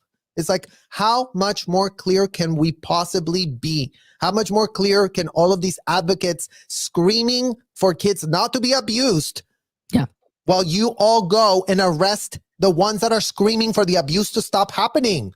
I mean, make it make sense. Like it's just unacceptable beyond. Yeah. And just make sure when you are out there, as a mom, I want everybody to be safe. I don't like when people are being falsely imprisoned for being a child advocate. That makes me upset. And I share your anger. Right now we're reverting to chalk tech. I mean, God forbid. I mean, yes, we don't want these people to continue be doing this, but we're still going to call them out. I mean, we're going to not give them something that's going to take our power away. Like, fine, you want to continue sabotaging our First Amendment right, LAPD? By all means, be on the record doing so, because we're catching all of it. Yeah. This is very every true. single day that you guys violate the law, every single day that you guys play dumb, every single day that you aid and abet the child traffickers is being recorded. Yeah. So get your lawyers in place for yourselves as well. The FBI was literally sued because why, LAPD? Because the Epstein victims, all of the Epstein victims investigations were bungled because all type of kids were abused because no matter how much we scream about it, y'all do nothing. Y'all just sit there and go, oh, let's help the child traffickers again. I mean, they do have us on speed dial. The U.S. gymnastics team sued the FBI because why? Because they did nothing. Yeah. And imagine the Scientology parents are doing what Larry and Jeffrey did on steroids. Correct. Video recording it, having all the transcriptions about their abuses on kids, and y'all still sit there outside pathetically defending them. How stupid can law enforcement possibly be? How can there be nothing working inside their brains in this United States? In what world do we have agency after agency after agency with all manner of power, literally kneecapped, doing nothing? Just sitting there, arresting people because, the religious service was being interrupted. Well, find out what type of religious service is being interrupted, LAPD. Start finding out. And since you have such great relationships with Scientology, ask them. Ask them to show you a tape of them auditing a child. And if we're in the wrong, by all means, publish the tape and show, look, you guys, look at what's really being stopped. And, look, they're doing so great. And, Surgeon Nora out of their minds advocating for them. Prove us wrong. Release the tapes. Show us, bring everybody outside and show us there aren't any kids in there. Show us. I dare you. I triple dog dare you, Scientology. I I triple dog dare We you. know what's on those tapes. That's why we're disgusted. That's why we're sounding the alarm code red, because we know. And yes, at the time, the pitch was we were helping save a world. We couldn't be more disgusted that we weren't saving nothing. We were ensnared in a criminal racketeering scheme that is aided and abetted by the IRS, that is aided and abetted by the LAPD, that is aided and abetted by the Clearwater Police Department. Yes. There are child traffickers, aiders, and abettors. This is state-sanctioned child trafficking. This isn't just happening in a vacuum where no one knows anything. Everybody knows. Yeah. So you know what? No one has an excuse. This isn't the Boy Scouts where people infiltrated and then did weird shit on the side. This is all parents brought their kids to harm's way. Mm-hmm. So live with that, Scientology parents. Start calling yourselves out already. Start taking responsibility. Start showing signs of remorse. Because all that's on the public record is that you all don't give a literal shred of an F. And you've had how many years to contend with the fact that you were scammed? I mean, how much longer do kids have to wait? Is what we're asking. How much longer, LAPD? Should kids be literally exposed to all of this disgusting, egregious abuse? Yeah. Yeah. And Dylan, I agree with you. This is a stop I'm going to be making soon, not just outside the Portland org. But yes, Delphi will be getting a visit from me, from your friendly neighborhood SP. Absolutely. Guys, this has been amazing. Serge, you're always amazing. We are very passionate about this, rightly so, because we are in a lot of therapy to undo what happened to our childhoods. And we are trying to prevent other children from being harmed in that way. Okay. But I want to repeat before we close here that this is an extremely triggering content today, extremely triggering, not just for us, but for possible other audience members. And please, please, please take care of yourself today. If this has been upsetting or triggering in any way for you, please do whatever necessary to care for yourself. You know, I might go have some cake or something because food is my love language. But whatever you need to do, please do that. Phone a friend, journal, whatever. But I love you guys. Thank you guys so much for tuning in. Thank you for the support on the daily, the nightly, for all of the protesters out there. I've said it once. Somebody quoted me in the stream here. The never ends are going to end Scientology. They are going to be the ones who rise up and say, this is not okay. This has to end. And I thank you guys from the bottom of my heart every single day for what you do on behalf of us and for the kids that are still trapped in there. I sincerely appreciate it, because this entire channel and everything else wouldn't exist if you guys weren't out there helping us out every night. So thank you. Be safe out there. Tune in to the protests that are happening right now. We've got, like I said, 14 other people who are live right now out there protesting. Also, Pearl Fest is happening down in Texas. So give some love to our Pearl Snappy. She's a fierce force to be reckoned with, to be sure. All right. Anything you want to say before we close it out here, Serge? No, just thank you everyone for holding space for these difficult conversations we're having. All right. We'll see you guys next time. Bye.